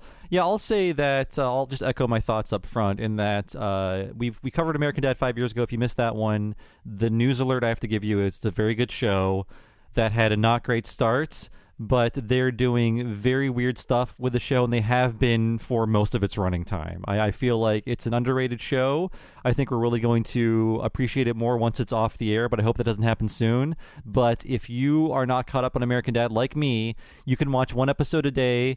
for an entire year, and then you'll be caught up. So that's my plan at some point in my life, is to sit down and go through the entire series. A new American Dad every day. What a time to be alive. That's what I'm saying. It's such a wonderfully bingeable show to me too. I like. I put it on in the background like all weekend. That's how I watched all of those newer episodes, just to get a feel for where it's at. And yeah, I think so many of them too, they do kind of like split off the family members. Like, I swear there's multiple episodes where Stan just doesn't talk or Roger never appears. This one puts together the four for their own thing. Like, that also is a real get back to basics kind of feel, that instead of going like, God, we've told every story with the four of them, this time like, no, let's put them all together and find something new. And yeah, that they have a bunch of non-sexual nudity is also very funny. And lastly, yeah, I'll just reiterate that not only is it a great creative episode of American Dad, but they find a way that the third act, by not flying off to the moon or bringing in something magical, but in upping the weird, instead of upping the weirdness of it, they bring it back down to earth and luxuriate in the weirdness to come away with a more concrete moral to the story, really, than before. And yeah, I think this was a great episode and a great pick, Andrew. And Andrew, with our patron guests, we like to ask them, do you have anything you want to promote? It can be your own project, it could be something else that you like and want more eyes on. Let us know. No, I mean, I don't do anything in the online sphere. I will just say I have a Twitter. It's BOUV on the move.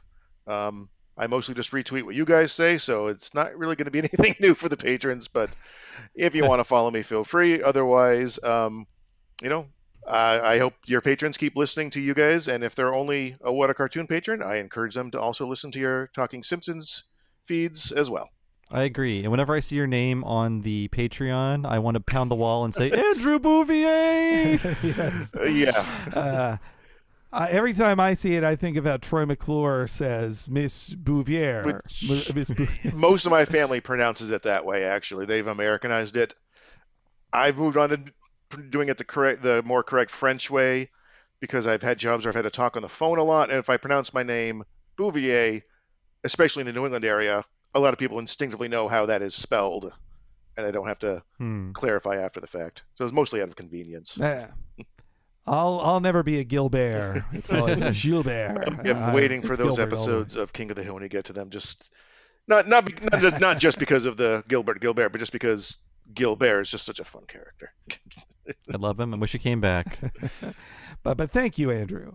Oh, thanks for having me, guys. Thanks so much to Andrew Bouvier for being on the show and for sponsoring this episode. If you want to be cool like Andrew, head on over to patreon.com/TalkingSimpsons. Sign up there at the $5 level. When you do, you get all these episodes 1 week at a time and ad-free, and also access to everything behind the $5 paywall. That includes nearly 6 complete years of bonus full-length Patreon podcasts. We've covered things like Batman the Animated Series, Mission Hill, and The Critic. And that also gives you monthly access to new episodes of Talking of the Hill and Talking Futurama, as well as the archives for those two series. That's a lot of episodes, over 152 dates so far, and much more to come. If you like hearing us talk about cartoons, there's a lot of episodes that you haven't heard if you're not a patron at patreon.com/TalkingSimpsons, and there is a $10 level as well. When you sign up for that, you can access all of the $5 stuff, but you can also access one extra long podcast once a month, only for patrons of that level or higher. And what is that, Henry? Bob is talking about the What a Cartoon movie podcast, where we talk about an animated feature film super in depth, just like we do an episode of American Dad. That means going for usually over 5 hours about a classic animated film, or sometimes a classic not animated film. As you on the free feed probably heard, we last month covered The Little Shop of Horrors 1986 musical. It is a true classic. Me and Bob came away from our viewing of it loving it more than ever before, and you guys can hear all about its complicated trip to the big screen, including a director's cut that truly is the definitive edition of it. Hear us talk all about Little Shop of Horrors and its many great songs at the premium level. And there are over 4 years and 50 episodes of What a Cartoon Movie with a new one each month. If you're at the $10 level, you can hear recent ones like us talking about Chicken Run and Batman, Superman, World's Finest. And coming up next month, it's the start of our Summer of Pixar, because we've pretty much done the Disney Renaissance. Now the summer is going to be the Summer of Pixar, and we are starting that off with Toy Story 4. So please sign up at that $10 level to get that and all our previous ones, from Akira to a Goofy movie, and all the $5 things. Look it up for yourself at patreon.com/Talking Simpsons. As for me, I've been one of your hosts, Bob Mackey. You can find me on Twitter as Bob Servo, and my other podcast, by the way, is Retronauts. It's a classic gaming podcast about old video games. You can find that wherever you find podcasts, or go to patreon.com/Retronauts. Sign up there for 2 full-length bonus episodes every month. And I have a book coming out in September by Boss Fight Books. It's a oral history of Day of the Tentacle, 150 pages, about an amazing adventure game. It's coming in September, but I believe you could order it on Amazon currently for pre-order. So check that out. Henry, how about you? You can follow me on Twitter at HENEREYG. I'm always tweeting up a storm, maybe even teasing upcoming podcasts we're doing. But if you really want to stay in the loop about Talking Simpsons and What a Cartoon Podcast, follow on Twitter at Talk Simpsons Pod, because you will know when new episodes come out on the free feeds on Patreon, if we've got a live show coming up. All these fun ideas. You stay up to date. Follow at Talk Simpsons Pod on Twitter. And if you prefer Instagram to Twitter, well, great news. We're at Talk Simpsons Pod on Instagram as well. And if you want an easy-to-follow list of all of our previously released free podcasts and tons of other info, head over to TalkingSimpsonsPodcast.com. Thanks so much for listening, folks. We'll see you again next time for our extended free preview of our What a Cartoon Movie episode all about Toy Story 4, and we will see you then.